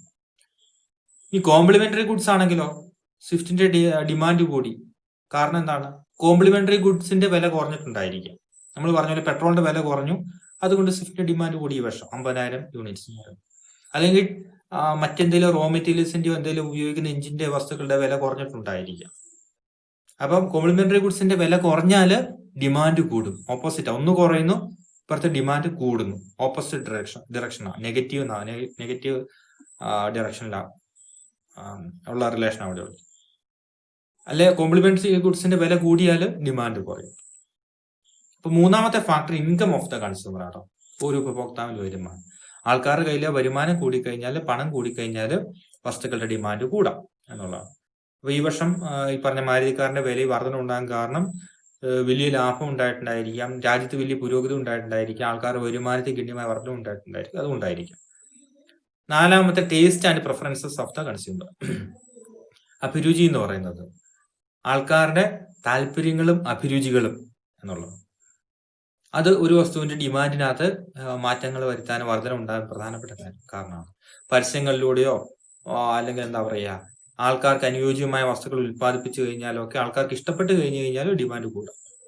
ഇപ്പം മാരുതി സ്വിഫ്റ്റിന്റെ ഡിമാൻഡ് കൂടാൻ ഒരു വർഷം കാരണം എന്ന് പറഞ്ഞാൽ അതിന്റെ വലിയ മൈലേജ് ആയിരിക്കാം.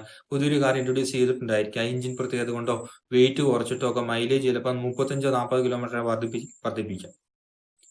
അപ്പൊ അതുപോലെ വിലക്കുറവുണ്ട്, മൈലേജിനകത്ത് വർധന ഉണ്ടായിട്ടുണ്ടായിരിക്കാം, അല്ലെങ്കിൽ പ്രത്യേകമായിട്ടുള്ള ഷേപ്പോ പുതിയ ഡിസൈനോ ഒക്കെ കൊണ്ട് ആൾക്കാർക്ക് അതിനോട് താല്പര്യം ഉണ്ടാക്കിയേക്കാം. അങ്ങനെയാണെങ്കിലും ഡിമാൻഡിനകത്ത് വർധന ഉണ്ടാകാറുണ്ട്. അപ്പം ഡിമാൻഡിനെ സ്വാധീനിക്കുന്ന പ്രധാനപ്പെട്ട ഘടകങ്ങൾ എന്ന് പറഞ്ഞാൽ its own price, prices of related goods, income of the consumer, taste and preferences of the consumer. ഈ 4 ഘടകങ്ങൾ. ഇതിനെ നമുക്കൊരു ഡിമാൻഡ് ഫംഗ്ഷൻ ആയിട്ട് എഴുതാം. ഒരു ഡിമാൻഡ് ഫംഗ്ഷൻ ആയിട്ട് എഴുതാം. ഡിമാൻഡ് ഫംഗ്ഷൻ എന്ന് പറഞ്ഞാൽ ഇതാണ്.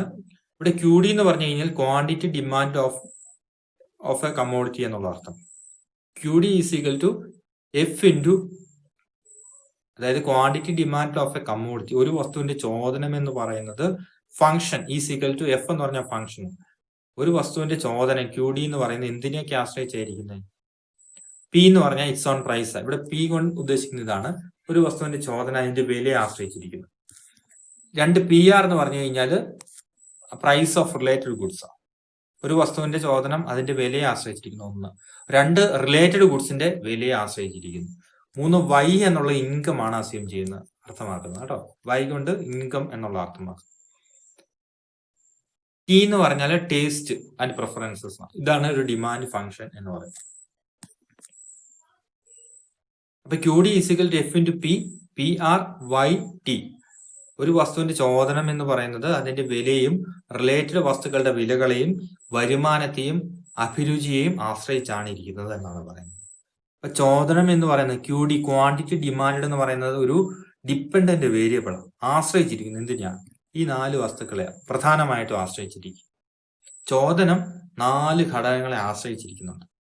അപ്പൊ ഈ 4 ഘടകങ്ങൾക്കകത്ത് മാറ്റങ്ങൾ ഉണ്ടായാൽ ചോദനത്തിൽ മാറ്റങ്ങൾ ഉണ്ടാകും എന്നാ പറയും. 4 ഘടകങ്ങളല്ല കേട്ടോ, അത് കൂടുതലുണ്ട്. പ്രധാനമായും 4 നമ്മൾ പറയുന്നുള്ളൂ. ഗവൺമെന്റ് പോളിസികളും ജനസംഖ്യയും എന്താണ് ദുരന്തങ്ങളും അല്ലെങ്കിൽ വലിയ ഫ്ലഡും ഇതൊക്കെ ചോദനത്തെ സ്വാധീനിക്കുന്ന ഘടകങ്ങളാണ്. 4 മാത്രമേ നമ്മൾ പ്രധാനമായിട്ട് പഠിക്കുന്നുള്ളൂ. അപ്പൊ ഒരു വസ്തുവിന്റെ ചോദനം എന്ന് പറയുന്നത് 4 ഘടകങ്ങളെ പ്രധാനമായി ഡിപ്പെൻഡ് ചെയ്തിരിക്കുന്നു. Quantity demand of a commodity is depended on price of its own price of related goods, income and taste and preferences of the consumer എന്നാണ്. അതിനാണ് നമ്മളൊരു ഡിമാൻഡ് ഫംഗ്ഷൻ എന്ന് പറയുന്നത്. ഡിമാൻഡ് ഫംഗ്ഷൻ അതിനെക്കുറിച്ച് നമുക്ക് ഡീറ്റെയിൽഡ് ആയിട്ട് കാണാനുള്ള ഒരു കാര്യമാണ്. ഓക്കെ, ഇനി നമ്മൾ ഇപ്പൊ പറഞ്ഞ അതേ കാര്യം തന്നെ ഒന്നുകൂടി ഒന്ന് പറയാണ്. ഏതാണ് സബ്സ്റ്റിറ്റ്യൂട്ട്സ് ആൻഡ് കോംപ്ലിമെന്ററി ഗുഡ്സ്. ഇപ്പൊ പറഞ്ഞാണ്, ഒന്നുകൂടി വ്യക്തമാക്കാൻ പറയാണ്. സബ്സ്റ്റിറ്റ്യൂട്ട് ഗുഡ്സ് എന്ന് പറഞ്ഞാൽ എന്താണ്? If one commodity can be used in place of another and gets A same level of satisfaction, such goods are known as substitute goods. ഒരു വസ്തുവിന് പകരം ഉപയോഗിക്കാൻ പറ്റിയ വസ്തുക്കളെയാണ് സബ്സ്റ്റിറ്റ്യൂട്ട് ഗുഡ്സ് എന്ന് പറയുന്നത്. അപ്പൊ ഒരു വസ്തുവിന് പകരം മറ്റൊരു വസ്തു നമുക്ക് ഉപയോഗിക്കാൻ പറ്റുന്നുള്ളൂ. ആ രണ്ടാമത്തെ വസ്തു ഉപയോഗിക്കുന്നത് കൊണ്ട് ആദ്യത്തെ വസ്തു ഉപയോഗിക്കുന്ന അത്രയും തന്നെ സന്തോഷം കിട്ടുന്നുണ്ട്, സാറ്റിസ്ഫാക്ഷൻ കിട്ടുന്നുണ്ടെങ്കിൽ അങ്ങനെയുള്ള വസ്തുക്കളാണ് സബ്സ്റ്റിറ്റ്യൂട്ട് ഗുഡ്സ് എന്ന് പറയുന്നത്. എക്സാമ്പിൾസ് ഉണ്ട്. Coffee, tea. ചായയും കോഫി ഒരേ സാറ്റിസ്ഫാക്ഷൻ ആണ് നമുക്ക് നൽകുന്നത് എങ്കിൽ അത് സബ്സ്റ്റിറ്റ്യൂട്ടുകളാണ്. അപ്പൊ എല്ലാവർക്കും അങ്ങനെ ആവണമെന്നില്ല കേട്ടോ, നിർബന്ധമില്ല. പെൻ ആൻഡ് പെൻസിൽ, പേനയും പെൻസിലാണ് പെർഫെക്റ്റ് സബ്സ്റ്റിറ്റ്യൂട്ട് ഇല്ല, പക്ഷെ ഒന്നിന് പകരം മറ്റോ ഉപയോഗിക്കാം. സാറ്റിസ്ഫാക്ഷൻ എപ്പോഴും ഈക്വൽ ആണോ ഒന്നുമില്ല, ചെറിയ വ്യത്യാസങ്ങൾ ഉണ്ടാവാം. ഓട്ടോയും കാറും. അപ്പൊ അതുപോലുള്ള വസ്തുക്കൾ കേട്ടോ, സബ്സ്റ്റിറ്റ്യൂട്ട്സ്. എക്സാമ്പിൾസ് ഓർത്തോണം, എക്സാമിന് ചോദിക്കുന്നത്. സബ്സ്റ്റിറ്റ്യൂട്ട് ഗുഡ്സ് എന്ന് പറഞ്ഞാൽ അതാണ്, ഒന്നിന് പകരം ഉപയോഗിക്കാൻ പറ്റിയ വസ്തുക്കളാണ് സബ്സ്റ്റിറ്റ്യൂട്ട് ഗുഡ്സ് എന്ന് പറയുന്നത്.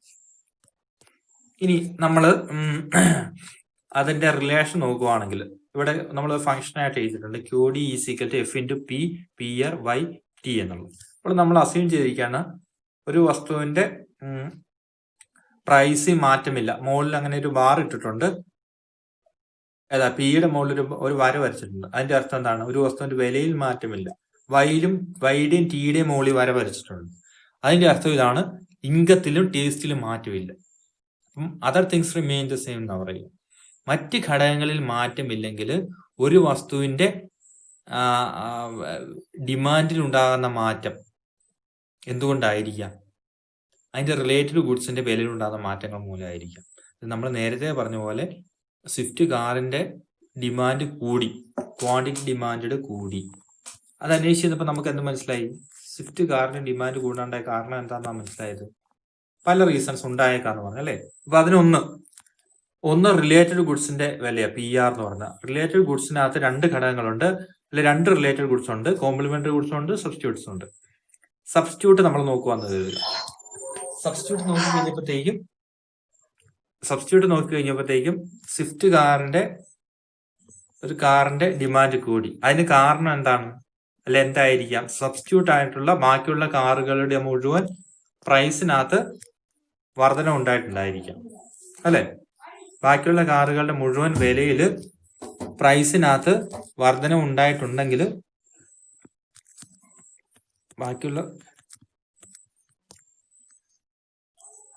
അതായത് quantity demand QD quantity demand of a commodity increases. QD ഒരു വസ്തുവിന്റെ സ്വിഫ്റ്റ് കാറിന്റെ ഡിമാൻഡ് കൂടി. അതിന് കാരണം എന്തായിരിക്കാം? സബ്സ്റ്റിറ്റ്യൂട്ടിന്റെ വില കൂടിയിട്ടുണ്ടായിരിക്കും എന്ന് പറയുന്നത്. അത് ബാക്കിയുള്ള കാറുകളുടെ മുഴുവൻ വിലകള് പ്രൈസ് ഓഫ് റിലേറ്റഡ് ഗുഡ്സ്, അതിനകത്ത് സബ്സ്റ്റിറ്റ്യൂട്ട് പ്രധാനമായിട്ടും. ബാക്കിയുള്ള കാറുകളുടെ മുഴുവൻ വിലകൾ കൂടി. അപ്പൊ അതുകൊണ്ട് ആ കാറുകൾ മേടിക്കാനിരുന്ന ആൾക്കാർ എന്ത് ചെയ്തു? സ്വിഫ്റ്റ് കാർ വന്ന് മേടിച്ചു. അങ്ങനെ സ്വിഫ്റ്റിന്റെ ഡിമാൻഡ് കൂടി. അപ്പൊ ഇവിടെ സബ്സ്റ്റിറ്റ്യൂട്ടിന്റെ വില കൂടി, ഇവിടെ ക്വാണ്ടിറ്റി ഡിമാൻഡ് കൂടി. രണ്ടും പോസിറ്റീവ് ആട്ടോ, ഒരേ ഡയറക്ഷനില്ല. പോസിറ്റീവ് എന്ന് പറയും, പോസിറ്റീവ് റിലേഷനാണ്. നേരെ തിരിച്ച് സംഭവിക്കാം. സബ്സ്റ്റിറ്റ്യൂട്ട് ഗുഡുകളുടെ വിലകൾ കുറഞ്ഞു കഴിഞ്ഞാൽ എന്ത് സംഭവിക്കാം? ഇവിടെയുള്ള ഈ കാറിന്റെ ഡിമാൻഡും QD എന്ന് പറയുന്നത് കുറയാം. ജസ്റ്റ് ഓപ്പോസിറ്റ് സംഭവിക്കും. ഇവിടെ സബ്സ്റ്റിറ്റ്യൂട്ടുകളുടെ റിലേഷൻ എന്ന് പറയുന്നത് ഇങ്ങനെയായിരിക്കാം, പോസിറ്റീവ് റിലേഷനാണ്. ഒരു വസ്തുവിന്റെ QD എന്ന് പറയുന്നത് PR-നെ ആശ്രയിച്ചാണ് ഇരിക്കുന്നതെങ്കിൽ അതിൽ സബ്സ്റ്റിറ്റ്യൂട്ട് ഗുഡിനെ ആണെങ്കിൽ രണ്ടും പോസിറ്റീവ് ഡയറക്ഷൻ ആയിരിക്കാം. ഒന്നിന്റെ വില കൂടിക്കഴിഞ്ഞാൽ മറ്റേതിന്റെ ഡിമാൻഡ് കൂടും, ഒന്നിന്റെ വില കുറഞ്ഞാലും മറ്റേതിന്റെ ഡിമാൻഡ് കുറയുക ചെയ്യുന്നത്. ഇവിടെ ഒരു എക്സാമ്പിൾ കൊടുത്തിട്ടുണ്ട്, മറ്റൊരു എക്സാമ്പിൾ കൊടുത്തിട്ടുണ്ട്. QD ഓഫ് ടീ, ചായയുടെ ഡിമാൻഡ് കൂടുവാണ്. അതിന്റെ സബ്സ്റ്റിറ്റ്യൂട്ട് വിലയിൽ എന്ത് സംഭവിച്ചിരിക്കാം? വില കൂടിയിരിക്കുക അല്ലെ. അതായത് ചായയുടെ ഡിമാൻഡ് കൂടാൻ എന്താ കാരണം? പല കാരണങ്ങളുണ്ട്. അതിന്റെ സബ്സ്റ്റിറ്റ്യൂട്ടിന്റെ വില നോക്കുവാണെങ്കിലോ ചിലപ്പോൾ കോഫിയുടെ വില കൂടിയിട്ടുണ്ടായിരിക്കാം. കോഫിയുടെ വില കൂടിയപ്പം കോഫി കഴിച്ചുകൊണ്ടിരുന്ന ആൾക്കാർ എന്ത് ചെയ്തു? കോഫി വേണ്ടെന്ന് വെച്ചിട്ട് ചായ വന്ന് കഴിക്കാൻ തുടങ്ങി. അങ്ങനെ ചായയുടെ ഡിമാൻഡ് കൂടി. അപ്പൊ സബ്സ്റ്റിറ്റ്യൂട്ടുകളുടെ വിലയും ക്വാണ്ടിറ്റി ഡിമാൻഡും തമ്മിൽ പോസിറ്റീവ് റിലേഷൻ ആണ് ഉള്ളത്. ഒന്നിന്റെ വില കൂടിക്കഴിഞ്ഞാൽ മറ്റേതിന്റെ ഡിമാൻഡ് കൂടും, ഒന്നിന്റെ വില കുറഞ്ഞു കഴിഞ്ഞാൽ മറ്റേതിന്റെ ഡിമാൻഡ് കുറയും. ഇതുകൊണ്ടാണ് നമ്മൾ പറയുന്നത് പോസിറ്റീവ് റിലേഷൻ എന്ന് പറയുന്നത്. കോറിലേഷന് കഴിഞ്ഞ വർഷം പഠിച്ചപ്പോൾ നമ്മൾ കണ്ടതല്ലേ, ഒരേ ദിശയിലാണ് മൂവ് ചെയ്യുന്നത്. രണ്ട് കൂടുന്നു, വില കൂടുന്നു, ഡിമാൻഡ് കൂടുന്നു, വില കുറയുന്നു, ഡിമാൻഡ് കുറയുന്നു, അങ്ങനെയായിരിക്കാം. അപ്പൊ നോക്ക്, if the prices and quantity demand of two commodities changes in the same direction, such goods are known as substitute goods.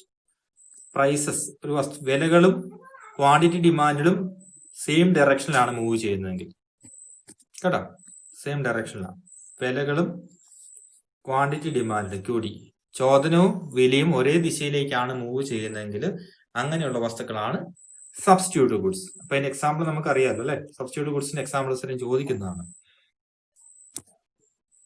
രണ്ടും ഒരേ ദിശയിലായിരിക്കും അല്ലെങ്കിൽ ഒരു ഡയറക്ഷനിലായിരിക്കും മൂവ് ചെയ്യുക. ഇനി നമുക്ക് കോംപ്ലിമെന്ററി ഗുഡ്സ് ആണ് കാണാനുള്ളത്. കോംപ്ലിമെന്ററി ഗുഡ്സ് എന്ന് പറഞ്ഞാൽ എന്താണ്?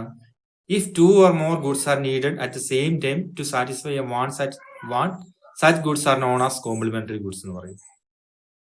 അതായത് ഒരേ സമയം 2 വസ്തുക്കൾ ആവശ്യമാണ്.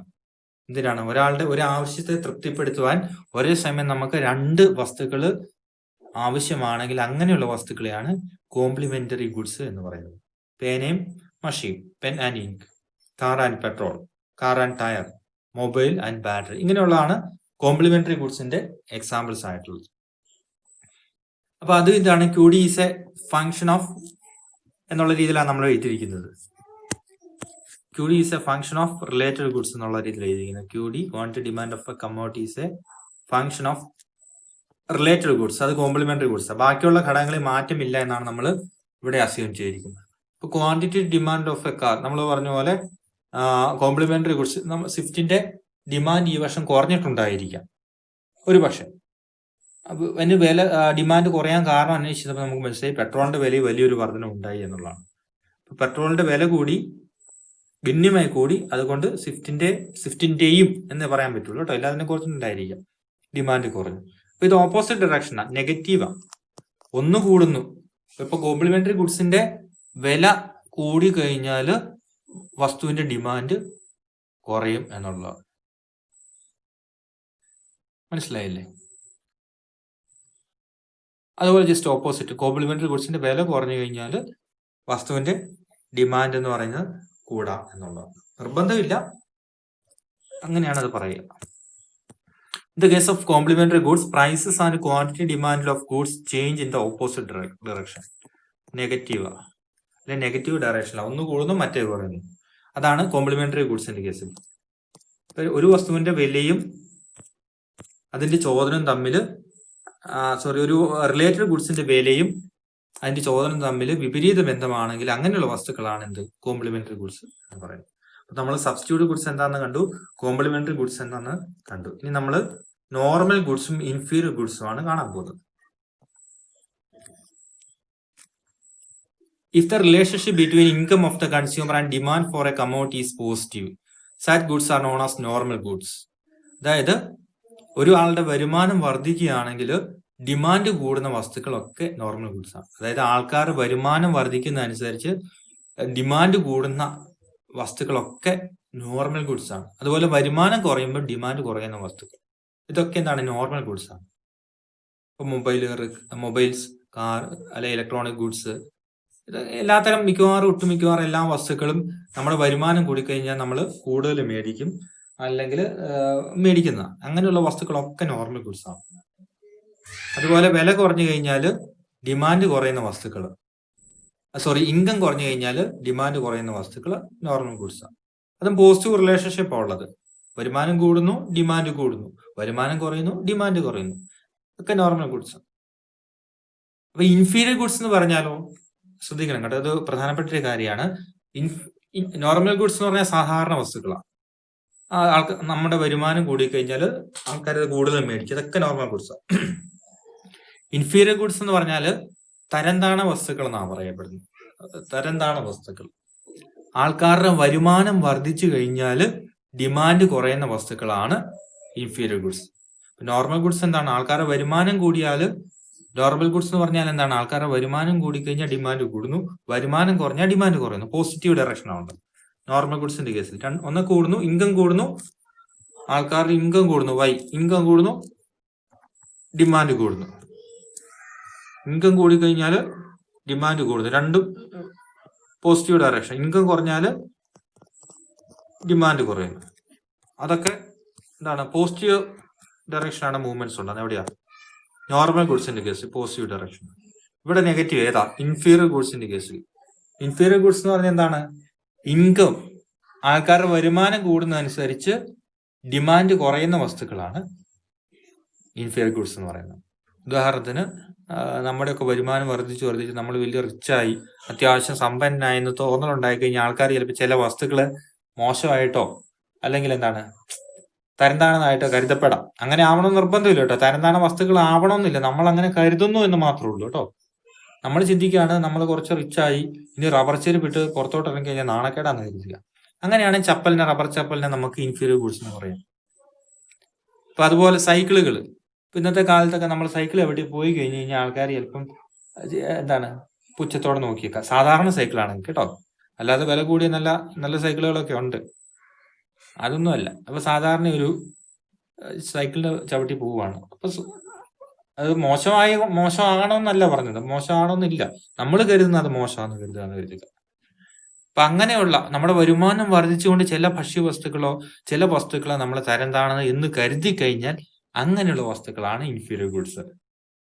അല്ലെങ്കിൽ എന്താണ് അങ്ങനെയുള്ള വസ്തുക്കളൊക്കെയാണ് കേട്ടോ.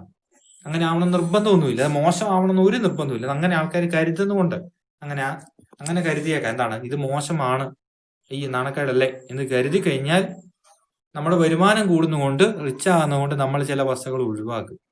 അങ്ങനെ ഒഴിവാക്കുന്ന വസ്തുക്കളാണ് ഇൻഫീരിയർ ഗുഡ്സ്. വരുമാനം കൂടിയുകൊണ്ട് ഡിമാൻഡ് കുറയുന്ന വസ്തുക്കൾ. ഇൻകം കൂടുന്നു, ഡിമാൻഡ് കുറയുന്നു.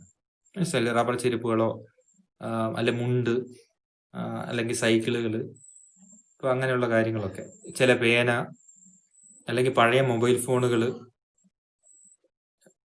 അതൊക്കെ ഇൻഫീരിയർ ഗുഡ്സ് ആയിട്ട് കരുതപ്പെട്ടേക്കാം. ഇപ്പൊ റിലേഷൻ ഓർത്തിനാൽ മതി, ഇൻകവും ഡിമാൻഡും തമ്മിൽ നെഗറ്റീവ് റിലേഷൻഷിപ്പ് ഇൻഫീരിയർ ഗുഡ്സിന്റെ കേസിൽ. As income increases, demand for inferior goods decreases. And when income decreases, demand for such goods increases. അങ്ങനെയുള്ള വസ്തുക്കളാണ് ഇൻഫീരിയർ ഗുഡ്സ്. ഇനി ഡിമാൻഡ് ഫംഗ്ഷൻ നമുക്ക് നോക്കാം. എന്താണ് ഡിമാൻഡ് ഫംഗ്ഷൻ? നമ്മൾ കുറച്ചു മുമ്പേ കണ്ട കാര്യം തന്നെയാണ്. ഡിമാൻഡ് ഫംഗ്ഷൻ എന്ന് പറഞ്ഞാൽ എന്താണ്? ഒരു വസ്തുവിന്റെ ഡിമാൻഡിനെ സ്വാധീനിക്കുന്ന ഘടകങ്ങളെ നമ്മൾ എഴുതിയിരിക്കുകയാണ്. QD = F × അതായത് quantity demand of a commodity is a function of its own price of related goods, income, taste and preferences എന്നത് നമ്മളൊരു ഫംഗ്ഷൻ ആയിട്ട് എഴുതിയിരിക്കുക. ഫംഗ്ഷൻ എന്ന് പറഞ്ഞു കഴിഞ്ഞാൽ ഒരു മാത്തമാറ്റിക്കൽ ഫോം ആണ്. ഡയഗ്രാം വരയ്ക്കാനും പ്രോബ്ലം ഒക്കെ ചെയ്യാനും വേണ്ടിയിട്ടാണ് ഇത് നമ്മൾ ഇങ്ങനെ എഴുതിയിരിക്കുന്നത്. ഡിമാൻഡ് ഫംഗ്ഷനെ ഈ ഒരു രീതി എഴുതിയിരിക്കുന്നത് പെട്ടെന്ന് മനസ്സിലാക്കാൻ വേണ്ടിയിട്ടൊക്കെയാണ് എഴുതിയിരിക്കുന്നത് ഫംഗ്ഷൻസ്. അപ്പൊ ഇതിനകത്ത് QD quantity demand of a commodity, P its own price, PR price of related goods, Y income of the consumer, T taste and preferences എന്നുള്ള കാര്യമാണ്. നമ്മൾ നേരത്തെ പറഞ്ഞ കാര്യം തന്നെയാണ് ഇത്. ഇതൊക്കെ ഡിമാൻഡിനെ സ്വാധീനിക്കുന്ന ഘടകങ്ങളാണ്. ഒരു വസ്തുവിന്റെ ഡിമാൻഡിനെ സ്വാധീനിക്കുന്ന ഘടകങ്ങളാണ് അതിന്റെ വില, റിലേറ്റഡ് ആയിട്ടുള്ള ഗുഡ്സിന്റെ വില, വരുമാനം, ടേസ്റ്റ് എന്നുള്ളത്. ഇനി ലോ ഓഫ് ഡിമാൻഡ് നമ്മൾ പറഞ്ഞ കാര്യമാണ്. ഏതാണ് ലോ ഓഫ് ഡിമാൻഡ്? പറഞ്ഞിട്ടുള്ളതാണ്, പക്ഷെ അത് ആ പേരിലല്ല എന്ന് പറഞ്ഞെന്ന് മാത്രമേ ഉള്ളൂ. ലോ ഓഫ് ഡിമാൻഡ് എന്ന് പറഞ്ഞ എന്താണ്? ഒരു വസ്തുവിന്റെ ഡിമാൻഡ് പല ഘടകങ്ങളെ ആശ്രയിച്ചായിരിക്കുന്ന അതിന്റെ വില, റിലേറ്റഡ് വസ്തുക്കളുടെ വില, വരുമാനം, അഭിരുചി എന്നിവയെ. നോക്കുക, PR-ന്റെയും Y-യുടെയും T-യുടെയും മുകളിൽ ഒരു വരയിട്ടിട്ടുണ്ട്. ഇങ്ങനെ അതിന്റെ അർത്ഥം എന്താണ്? അതിലൊന്നും മാറ്റമില്ല എന്ന് കരുതുക. ആൾക്കാരുടെ വരുമാനത്തിലോ അഭിരുചിയിലോ സബ്സ്റ്റിറ്റ്യൂട്ടിന്റെയും കോംപ്ലിമെന്ററി ഗുഡ്സിന്റെ വിലയിൽ ഒന്നും മാറ്റമില്ലെങ്കിൽ എന്ന് കരുതുക. Other things remain the same. If other things remain the same, the price of a commodity and its quantity demanded has a negative relationship. അതായത് നമ്മൾ എഴുതിയിട്ടുണ്ട്, ഇവിടെ തൊട്ട് താഴെ ഇവിടെ എഴുതിയിട്ടുണ്ട്, QD is a function of its own price. QD = F × P എന്നുള്ളത്. അതായത് മറ്റ് ഘടകങ്ങളിൽ മാറ്റമില്ലെങ്കിൽ, സബ്സ്റ്റിറ്റ്യൂട്ടുകളുടെയും കോംപ്ലിമെന്ററി ഗുഡ്സിന്റെയും വരുമാനത്തിലും ടേസ്റ്റിലും ഒന്നും മാറ്റങ്ങളൊന്നും ഇല്ലെങ്കിൽ ഒരു വസ്തുവിന്റെ ഡിമാൻഡ് എന്ന് പറയുന്നത് അതിന്റെ വിലയെ ആശ്രയിച്ചാണ് ഇരിക്കുന്നത് എന്നുള്ളതാണ് പറയുന്നത്. ബാക്കിയുള്ള ഘടകങ്ങളിൽ മാറ്റമില്ലെങ്കിൽ ഒരു വസ്തുവിന്റെ വിലയും അതിന്റെ ഡിമാൻഡും തമ്മിൽ നെഗറ്റീവായിട്ട് ബന്ധപ്പെട്ടിരിക്കും. അത് QD is a function of its own price. അത് പറയുന്ന ഇതാണ്. പ്രൈസ് കൂടിയിരുന്നാൽ നോക്കുക, ഇവിടെ P1 എന്നുള്ള പ്രൈസ് P1 ആയിരിക്കുമ്പോൾ ഡിമാൻഡ് Q1 ആണ്. A എന്നുള്ള പോയിന്റിൽ ഒരു വസ്തുവിന്റെ വില P1 കൂടിയിരിക്കും നമുക്കറിയാം. എന്നുള്ള പോയിന്റിൽ ഒരു വസ്തുവിന്റെ വില കൂടുതലല്ല. അപ്പൊ Q1 കുറച്ച് ആൾക്കാർ അത് മേടിക്കുന്നുള്ളൂ. ഇനി പ്രൈസ് P2 ആയിട്ടും P3 ആയിട്ട് കുറയുമ്പോൾ എന്ത് സംഭവിക്കുന്നു? ഡിമാൻഡ് Q2 ലേക്കും Q3 ലേക്കും വർദ്ധിക്കുന്നുള്ളൂ. അതായത് വില കുറയുമ്പോൾ, അതായത് വില കുറയുമ്പോഴത്തേക്ക് എന്ത് സംഭവിക്കുന്നു? വില കുറയുമ്പോഴത്തേക്കും ഡിമാൻഡ് കൂടുന്നു എന്നുള്ളതാണ്. അപ്പൊ അതാണ് ഇവിടെ പറയുന്നത്, മറ്റ് ഘടകങ്ങളിൽ മാറ്റമില്ലെങ്കിൽ ഒരു വസ്തുവിന്റെ വിലയും ഡിമാൻഡും തമ്മിൽ വിപരീത അനുപാതത്തിലാണ് ബന്ധപ്പെട്ടിരിക്കുന്നതാണ്. അതായത് ഒരു വസ്തുവിന്റെ വില കുറഞ്ഞാൽ അതിന്റെ ഡിമാൻഡ് കൂടുകയും വില കൂടിക്കഴിഞ്ഞാൽ ഡിമാൻഡ് കുറയുകയും ചെയ്യുന്നു. വസ്തുവിന്റെ വില P1 ആയിരിക്കുമ്പോഴത്തേക്കും ഡിമാൻഡ് Q1 മാത്രമാണ്. പക്ഷെ വസ്തുവിന്റെ വില P1 നിന്ന് P2 ആയിട്ടും P3 ആയിട്ടും കുറയുന്നതനുസരിച്ച് എന്ത് സംഭവിക്കുന്നു? ഡിമാൻഡ് Q2 ആയിട്ടും Q3 ആയിട്ടും വർദ്ധിക്കുന്നുള്ളൂ. അപ്പൊ വില കുറഞ്ഞു കഴിഞ്ഞാൽ ഡിമാൻഡ് കൂടുന്നു എന്നുള്ളതാണ് ഇവിടെ വ്യക്തമാക്കുന്നത്. അതുപോലെ വില കൂടിക്കഴിഞ്ഞാലോ ഡിമാൻഡ് കുറയുകയും ചെയ്യുന്നു എന്നുള്ളതാണ്. അപ്പൊ ലോ ഓഫ് ഡിമാൻഡ് പറയുന്ന ഇതാണ്, if other things remain the same, the price of a commodity and its quantity demanded will have negative relationship എന്നുള്ളതാണ്. മറ്റ് ഘടകങ്ങളിൽ മാറ്റമില്ലെങ്കിൽ ഒരു വസ്തുവിന്റെ വിലയും അതിന്റെ ഡിമാൻഡും തമ്മിൽ ഇൻവേഴ്സ്ലി കണക്റ്റഡ് എന്നുള്ളതാണ്. So there is a inverse relationship between price and quantity demand of a commodity. That is known as law of demand. അതായത് ചോദന നിയമം എന്ന് പറഞ്ഞാൽ എന്താണ്? മറ്റു കാര്യങ്ങളിൽ മാറ്റമില്ലെങ്കിൽ, അതായത് ഒരു വസ്തുവിന്റെ സബ്സ്റ്റിറ്റ്യൂട്ടുകളുടെയും കോംപ്ലിമെന്ററി ഗുഡ്സിന്റെയും വരുമാനത്തിലും ടേസ്റ്റിലും ഒന്നും മാറ്റമില്ലെങ്കിൽ ഒരു വസ്തുവിന്റെ വില കൂടിക്കഴിഞ്ഞാൽ അതിന്റെ ഡിമാൻഡ് കുറയും, വില കുറഞ്ഞു കഴിഞ്ഞാൽ ഡിമാൻഡ് കൂടുകയും ചെയ്യും. അതായത് വിലയും ചോദനവും തമ്മിൽ വിപരീത ബന്ധമാണ് ഉള്ളത് എന്നാണ് ലോ ഓഫ് ഡിമാൻഡ് പറയുന്നത്. If other things remain the same, there is an inverse relationship between quantity demand and price of a commodity. അതിനെയാണ് നമ്മൾ ചോദന നിയമം എന്ന് പറയുന്നത്. അത് എഴുതുന്നിങ്ങനെയാണ്, QD is a function of P എന്നാണ് നമ്മൾ എഴുതുക. ഇതിനെ ഫങ്ഷണൽ ഫോം എന്ന് പറയുക. മനസ്സിലായില്ലേ? അപ്പൊ അങ്ങനെയുള്ള കേസിൽ ഒരു വസ്തുവിന്റെ വില കുറഞ്ഞിട്ട് ഡിമാൻഡ് കൂടുന്ന കേസുകളിൽ എങ്ങനെയുള്ള മൂവ്മെന്റ്സ്, എയിൽ നിന്നും ബിയിലേക്കും ബിയിൽ നിന്നും സിയിലേക്കും മൂവ്മെന്റ്സ് ഉണ്ടാകും. പ്രൈസ് P1 ആയിരിക്കുമ്പോൾ ഡിമാൻഡ് Q1, എ എന്നുള്ള പോയിന്റില്ല. പ്രൈസ് കുറഞ്ഞ് P2 ആകുമ്പോഴത്തേക്കും ബി എന്നുള്ള പോയിന്റിൽ എത്തുന്നു, ഡിമാൻഡ് Q2 എന്നുള്ള. പ്രൈസ് P3 ആകുമ്പോൾ ഡിമാൻഡ് Q3 ആണ്, അഥവാ സി എന്നുള്ള പോയിന്റിലാണ്. അപ്പൊ ഇങ്ങനെയുള്ള കേസ് നോക്കുക. അതുപോലെ വില കൂടിയാൽ ഇതുപോലെ. അപ്പൊ വില കൂടിയാലും കുറഞ്ഞാൽ ഈ ഒരു എന്താണ് ഡിമാൻഡ് കർവിലൂടെ തന്നെയാണ് മൂവ്മെന്റ്സ് ഉള്ളത്, മുകളിലേക്കും താഴേക്കും. എയിൽ നിന്ന് ബിയിലേക്കും ബിയിൽ നിന്ന് സിയിലേക്കും, സിയിൽ നിന്ന് ബിയിലേക്കും ബിയിൽ നിന്ന് എയിലേക്കും കൂടുകയോ കുറയുകയോ ചെയ്യുന്നത്. അപ്പൊ അങ്ങനെ ഒരു ഡിമാൻഡ് കർവിലൂടെ തന്നെയായിരിക്കും പ്രൈസിൽ മാറ്റം ഉണ്ടായി കഴിഞ്ഞാലുള്ള ഡിമാൻഡിൽ ഉണ്ടാകുന്ന മാറ്റങ്ങൾ നമ്മൾ കാണിക്കുന്നത്. ഇതിനെ നമ്മളൊരു ഫങ്ഷണൽ ഫോം ആയിട്ട് എഴുതിയിരിക്കുകയാണ്, QD is equal to A minus B into P എന്നുള്ള. ഇതിനകത്ത് എ എന്ന് പറഞ്ഞ വെർട്ടിക്കൽ ഇന്റർസെപ്റ്റ് കേട്ടോ. വെർട്ടിക്കൽ ഇന്റർസെപ്റ്റ് എന്ന് പറഞ്ഞാൽ എന്താണ്? ഈ ഡിമാൻഡ് കർവ് ഇവിടെ ടാൻജന്റ് ആകുന്ന പോയിന്റ്. തിയററ്റിക്കലി എങ്ങനെയാണ് പറയുന്നത്, ശരിക്കും അത് ഓപ്പോസിറ്റ് ആയിലേക്ക് വരാം. ഇത് വെർട്ടിക്കൽ ഇന്റർസെപ്റ്റും ഇത് ഹൊറിസോണ്ടൽ ഇന്റർസെപ്റ്റും ആണ്. അപ്പൊ ഈ എ എന്നുള്ള QD is equal to A minus B, QD is equal to A minus B എന്നുള്ളത് B ഇൻറ്റു P എന്നുള്ളത് എന്താണ്? ഒരു ഡിമാൻഡ് ഫംഗ്ഷൻ ആണ്. ഇതൊരു ഡിമാൻഡ് ഫംഗ്ഷൻ ആണ്, ലീനിയർ ഡിമാൻഡാണ്. ഇതില് എ എന്നുള്ള വെർട്ടിക്കൽ ഇന്റർസെപ്റ്റും ബി മൈനസ് ബി എന്നുള്ളത് ഡിമാൻഡ് കർവിന്റെ ചരിവും പി എന്നുള്ളത് പ്രൈസുമാണ് കാണിക്കുന്നത്. A is vertical intercept, minus B slope of the demand curve. അതുപോലെ തന്നെ എന്താണ്, P must be QD is equal to A minus B into P. അതുപോലെ തന്നെ price must be greater than 0 and less than A minus A divided by B. And if demand is equal to 0, P must be greater than A by B എന്നുള്ളതാണ്. അത് കാണിക്കുന്ന കാര്യം ഇതേ ഉള്ളൂ. ഇപ്പൊ നിങ്ങളോട് ഇത് ചോദിക്കുക ഇങ്ങനെയായിരിക്കാം, താഴെ തന്നിരിക്കുന്ന പോലെ QD is equal to 8 minus 2 into P എന്നുള്ള ഒരു ഫോം തന്നിട്ടുണ്ട്. അതായത് ഒരു വസ്തുവിന്റെ ഡിമാൻഡ് ഫംഗ്ഷൻ തന്നിരിക്കുക 8 മൈനസ് 2P എന്നുള്ളത്. അപ്പൊ അതുപോലെ തന്നെ P എന്ന് പറയുന്നത് എന്താണ്? 0യ്ക്ക് തുല്യമോ 0യേക്കാളും കൂടുതലാണ്, 4ന് തുല്യമോ 4നേക്കാളും കുറവാണ്. അപ്പോൾ QD ഈസിക്കൽ ടു 0, ഡിമാൻഡ് 0 എപ്പോഴാണ്? പ്രൈസ് 4 കൂടുതലാണെങ്കിൽ ഡിമാൻഡ് 0. അതവിടെ നിൽക്കട്ടെ, ഈ ഒരു കാര്യം എടുക്കുക. ഇപ്പോൾ QD is equal to 8 minus 2P എന്നുള്ള എടുക്കുക. 8 എന്ന് പറഞ്ഞ വെർട്ടിക്കൽ ഇന്റർസെപ്റ്റും 2 -2 എന്ന് പറഞ്ഞു കഴിഞ്ഞാൽ ഡിമാൻഡ് കർവിന്റെ ചരിവും പി എന്ന് പറഞ്ഞ പ്രൈസും. അപ്പൊ നമ്മൾ അതിനെ എന്ത് ചെയ്തു?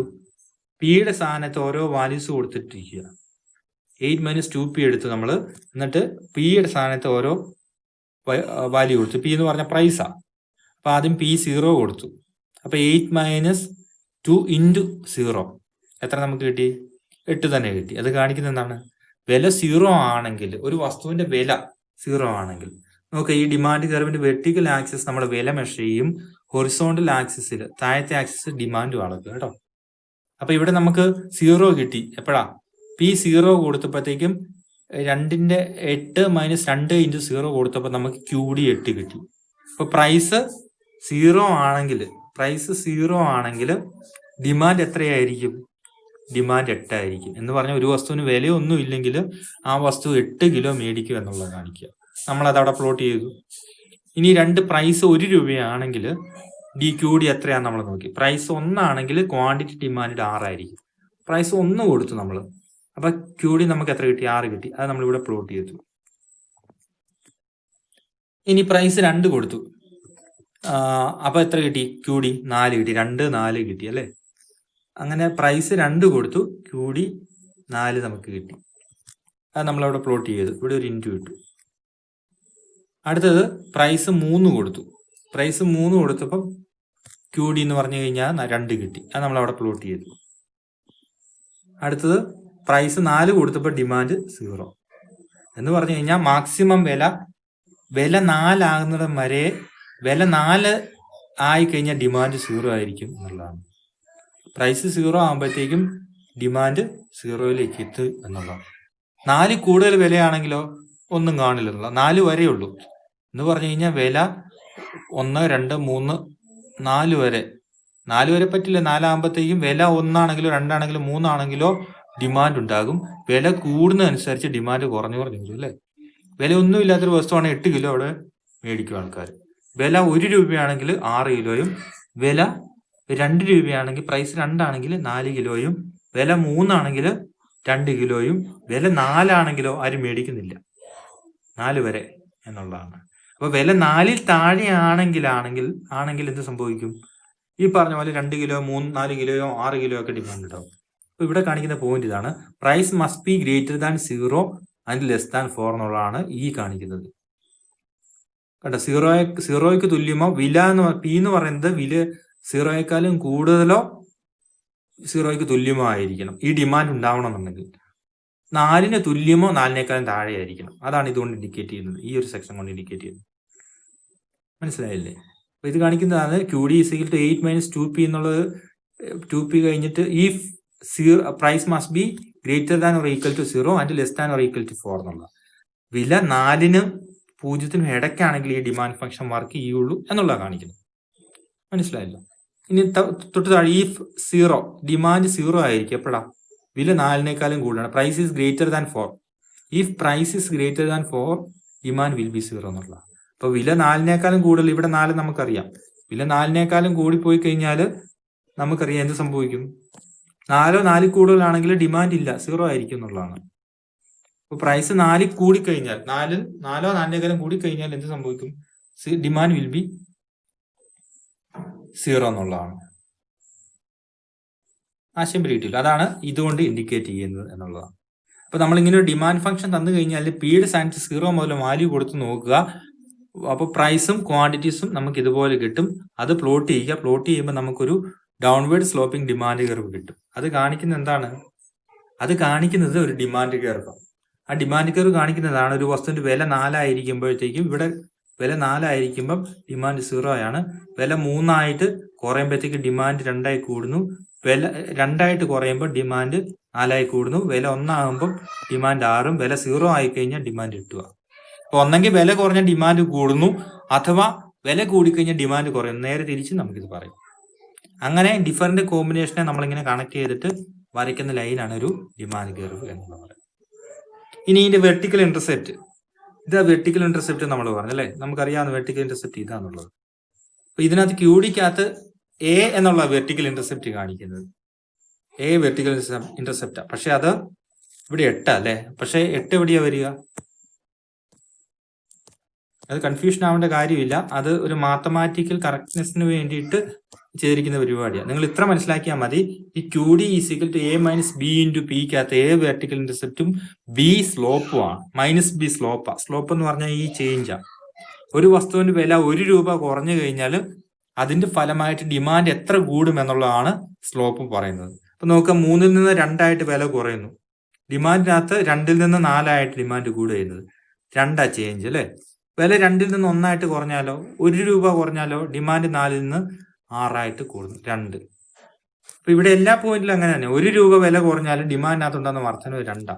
അതുകൊണ്ട് മൈനസ് ബി എന്ന് പറയുന്നത് -2 ആയിട്ട് ഇവിടെ കൊടുത്തിട്ടുള്ള സ്ലോപ്പ് മനസ്സിലാക്കാണല്ലോ അല്ലെ. ഇപ്പൊ വെർട്ടിക്കൽ ഇന്റർസെപ്റ്റ് ഇവിടെ 8 പറയുന്നു. വെർട്ടിക്കൽ ഇന്റർസെപ്റ്റ് നമ്മുടെ ഇതിനകത്ത് ഇവിടെ ഇത് എ വെർട്ടിക്കൽ ഇന്റർസെപ്റ്റ്, അതിവിടെ 8 ആണ്. ഹൊറിസോണ്ടൽ ഇന്റർസെപ്റ്റ് എന്ന് പറയുന്നത് മറ്റൊന്നാണ്. അപ്പൊ ഇവിടെ 8 പറയുന്നുണ്ടെങ്കിൽ നമ്മൾ ഡയഗ്രാം വരയ്ക്കുമ്പോൾ അത് ജസ്റ്റ് ഓപ്പോസിറ്റ് കേട്ടോ. അപ്പൊ നിങ്ങൾ എ വെർട്ടിക്കൽ ഇന്റർസെപ്റ്റ് എന്നും മൈനസ് ബി സ്ലോപ്പ് എന്നും പി പ്രൈസ് എന്നും കരുതിക്കൊള്ളുക. പക്ഷെ യഥാർത്ഥത്തിൽ ഇവിടെ സ്ലോപ്പ് വെർട്ടിക്കൽ ഇന്റർസെപ്റ്റ് നമ്മൾ കണക്കാക്കുന്നത് എ ഡിവൈഡ് ബൈ ബി എന്നുള്ളത് വെച്ചിട്ടാണ്. എന്ന് പറഞ്ഞാല് വെർട്ടിക്കൽ ഇന്റർസെപ്റ്റ് 8 ആണല്ലോ അല്ലെ. എ എന്ന് പറഞ്ഞ വെർട്ടിക്കൽ ഇന്റർസെപ്റ്റ് അതിവിടെ 8 ആണെന്ന് നമ്മൾ പറയുന്നുണ്ട്. Divided by 8 A vertical intercept എന്ന് പറഞ്ഞാൽ 4 ആണ്. അത് കിട്ടുന്ന ഇങ്ങനെയാണെന്നുള്ള A divided by B. A എന്ന് പറഞ്ഞ വെർട്ടിക്കൽ ഇന്റർസെപ്റ്റ് നമുക്ക് ഇവിടെ 8 ആണെന്ന് അറിയാം. Divide by B. ബി എത്രയാ? 2 സ്ലോപ്പ്. അപ്പൊ എത്ര കിട്ടി? 4 കിട്ടി. അങ്ങനെ ഈ 4 നമുക്ക് ഇവിടെ കിട്ടുന്നത് കേട്ടോ. അപ്പൊ എ ഡിവൈഡ് ബൈ ബി എന്നുള്ളതാണ് ഇവിടുത്തെ വെർട്ടിക്കൽ ഇന്റർസെപ്റ്റ്. ഇനി ഹൊറിസോണ്ടൽ ഇന്റർസെപ്റ്റോ? ഹൊറിസോണ്ടൽ ഇന്റർസെപ്റ്റ് എന്ന് പറഞ്ഞാൽ ശരിക്കും വെർട്ടിക്കൽ ഇന്റർസെപ്റ്റ് അത് എത്രയാ? 8. അപ്പൊ അതൊരു ശരിക്കും ഒരു റിവേഴ്സ് ഫംഗ്ഷനാണ്. അതെങ്ങനെയാന്ന് ഞാനിപ്പോ പറയുന്നില്ല. അത് എളുപ്പത്തിന് വേണ്ടിയിട്ടും ചില കാര്യങ്ങൾക്ക് വേണ്ടി അങ്ങോട്ടും ഇങ്ങോട്ടും മാറ്റിയിട്ടിരിക്കുന്നത്. നിങ്ങളോട് ചോദിക്കുന്ന കാര്യങ്ങൾ ഇത്ര ഉള്ളതായിരിക്കും. ഒരു Q D is equal to 8 - 2p അങ്ങനെ എന്തെങ്കിലും ഒരു ഡിമാൻഡ് ഫംഗ്ഷൻ തന്നിട്ട് ഒന്നെങ്കിൽ ഡയഗ്രാം വരയ്ക്കാൻ പറഞ്ഞ് ചോദിക്കാം. അപ്പോൾ നിങ്ങളത് പ്രൈസിന്റെ സ്ഥാനത്ത് 0 മുതൽ കൊടുത്തിട്ട് ഡിമാൻഡ് എപ്പോഴാണ് 0 കിട്ടുന്നു അതുവരെ എങ്ങ് കൊടുത്താൽ മതി. അപ്പൊ അതുപോലെ സ്ലോപ്പ് -b സ്ലോപ്പ് ആണെന്ന് നമുക്കറിയാം. എ എന്ന് പറഞ്ഞ വെർട്ടിക്കൽ ഇന്റർസെപ്റ്റ് ആണെന്നറിയാം. പി എന്ന് പറഞ്ഞ പ്രൈസ് ആണെന്നറിയാം. അപ്പൊ അതുപോലെ തന്നെ അതിന്റെ കൂടെ ഇങ്ങനെ ഒരു സംഭവം തന്നിരിക്കും. അത് കാണിക്കുന്നത് എന്താണ്? പ്രൈസ് വില എന്ന് പറയാൻ 4-നും 0-നും ഇടയ്ക്കായിരിക്കും എന്നുള്ള ഒന്ന് ആദ്യം പറയും. Price must be less than or equal to 4 and must be greater than 0 എന്നുള്ളതാണ് അത് കാണിക്കുന്നത്. അപ്പൊ ഡിമാൻഡ് 0 ആയിരിക്കും. എപ്പോഴാ? വില 4 കൂടുതൽ കൂടി കഴിഞ്ഞാൽ ഡിമാൻഡ് 0 ആയിരിക്കും എന്നുള്ള താഴത്തെ കാര്യം കാണിക്കുക. അത്ര ഉള്ളതിന്റെ കാര്യം പിടികിട്ടി കാണല്ലേ. അതുപോലെ സ്ലോപ്പ് വില 1 രൂപ കുറഞ്ഞു കഴിഞ്ഞാൽ അതിന്റെ ഫലമായ ഡിമാൻഡിൽ എത്ര വർധന ഉണ്ടാകും എന്നുള്ളതിന്റെ സ്ലോപ്പ് കാണിക്കുന്നത്. ആ സ്ലോപ്പ് എന്ന് പറഞ്ഞാൽ നെഗറ്റീവാണ്, താഴേക്ക് കുറയുക. അതുകൊണ്ടാണ് അവിടെ മൈനസ് കൊടുത്തിരിക്കുന്നത് കേട്ടോ. ഇവിടെ എല്ലായിടത്തും ഇത് 2 ആയിരിക്കും കേട്ടോ, 2 ആയിരിക്കും. അതാ ഇവിടെ നമ്മൾ -2 കൊടുക്കാൻ കാരണം എന്ന് പറയുന്നത്. അപ്പൊ അതുപോലെ വെർട്ടിക്കൽ ഇന്റർസെപ്റ്റ് കണ്ടുപിടിക്കാനോ ഡയഗ്രാം വരച്ചിട്ട് 8 - 2p എന്നുള്ളത് തന്നിട്ട് നമുക്കിതുപോലെ ഫങ്ഷൻസ് ഒക്കെ കിട്ടിയെന്ന് കരുതുക. ഇത് വെർട്ടിക്കൽ ഇന്റർസെപ്റ്റും ഹൊറിസോണ്ടൽ ഇന്റർസെപ്റ്റും കണ്ടുപിടിക്കാൻ എന്ത് ചെയ്താൽ മതി? എ ഡിവൈഡ് ബൈ ബി എന്നുള്ളത് കാണുക, 8/2 കാണുക, 4 നമുക്ക് കിട്ടും. വെർട്ടിക്കൽ ഇന്റർസെപ്റ്റ് ആ എ തന്നെയായിരിക്കും ഇവിടുത്തെ ഹൊറിസോണ്ടൽ ഇന്റർസെപ്റ്റ് 8 എന്നുള്ളത്. എന്ന് പറഞ്ഞാൽ വെർട്ടിക്കൽ ഇന്റർസെപ്റ്റ് എന്ന് ഇവിടെ പറയുന്ന സാധനം യഥാർത്ഥത്തിൽ ഇവിടുത്തെ ഹൊറിസോണ്ടൽ ഇന്റർസെപ്റ്റ് ആയിരിക്കും ഡയഗ്രാം വരയ്ക്കുമ്പോൾ. അത് നിങ്ങൾ പ്രോബ്ലങ്ങൾ ചെയ്താൽ മനസ്സിലായിക്കൊള്ളും. ഒരു ആക്ടിവിറ്റി നമ്മൾ ഇവിടെ തരുന്നുണ്ട്. ഇത് ചെയ്തിട്ട് എത്രയും പെട്ടെന്ന് എനിക്ക് അയച്ചു തരിക. ആക്ടിവിറ്റികളൊക്കെ ചെയ്തിട്ട് അയച്ചു തരുന്നതിന്റെ സമയമൊക്കെ വളരെ കൂടുതലാണ്. അപ്പൊ നിങ്ങൾ മനസ്സിലായി കാണുന്നത് കരുതുന്നു. എത്രയും പെട്ടെന്ന് പ്രോബ്ലം ചെയ്യുക. സംശയം ഉണ്ടെങ്കിൽ ചോദിക്കുക. ഇപ്പൊ അടുത്ത സെഷൻ ആകുമ്പോഴത്തേക്കും നിങ്ങൾ 1-2 ദിവസത്തിനുള്ളിൽ തന്നെ എനിക്ക് എത്രയും പെട്ടെന്ന് ആൾക്കാർ കണ്ട് വർക്കുകൾ ചെയ്ത് അയച്ചാൽ മാത്രമേ അടുത്ത ക്ലാസ്സിലേക്ക് എനിക്ക് പോകാൻ പറ്റുള്ളൂ. ഇപ്പൊ നമ്മൾ ഒത്തിരി ലാഗ് ചെയ്യുന്നുണ്ട്. നിങ്ങളുടെ റെസ്പോൺസ് ഒക്കെ കുറവാണ്. കുറച്ചുകൂടെ ശ്രദ്ധിക്കുക. ഇല്ല നമുക്ക് ബുദ്ധിമുട്ടായിരിക്കും. അതാണ് പ്രശ്നം.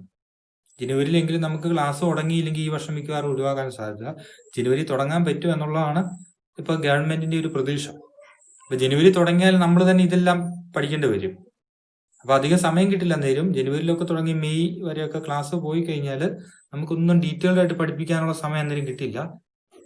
പെട്ടെന്ന് പറഞ്ഞു പോകാനേ പറ്റുള്ളൂ. ഇത്രയും ചുരുക്കം സമയം ലഭിക്കുകയുള്ളൂ. മാത്രമല്ല ചിലപ്പോൾ ഷിഫ്റ്റ് സിസ്റ്റം ഒക്കെ ആയിരിക്കാം. അപ്പൊ അതുകൊണ്ട് നിങ്ങൾ തന്നെ ഇത് പഠിക്കേണ്ട. സിലബസ് ഇതുവരെ വെട്ടി ചുരുക്കിയിട്ടില്ല. എപ്പോഴാണെങ്കിലും നിങ്ങൾ ഇത് പഠിക്കേണ്ടതാണ്. അതുകൊണ്ട് ഇപ്പോഴാണ് കുറേശ്ശെ മനസ്സിലാക്കിയൊക്കെ പഠിക്കാം. വളരെ പതുക്കെയാണ് പോകുന്നത്. അത് നിങ്ങൾ സഹകരിക്കുക, സംശയങ്ങൾ ചോദിക്കുക. Okay, thank you.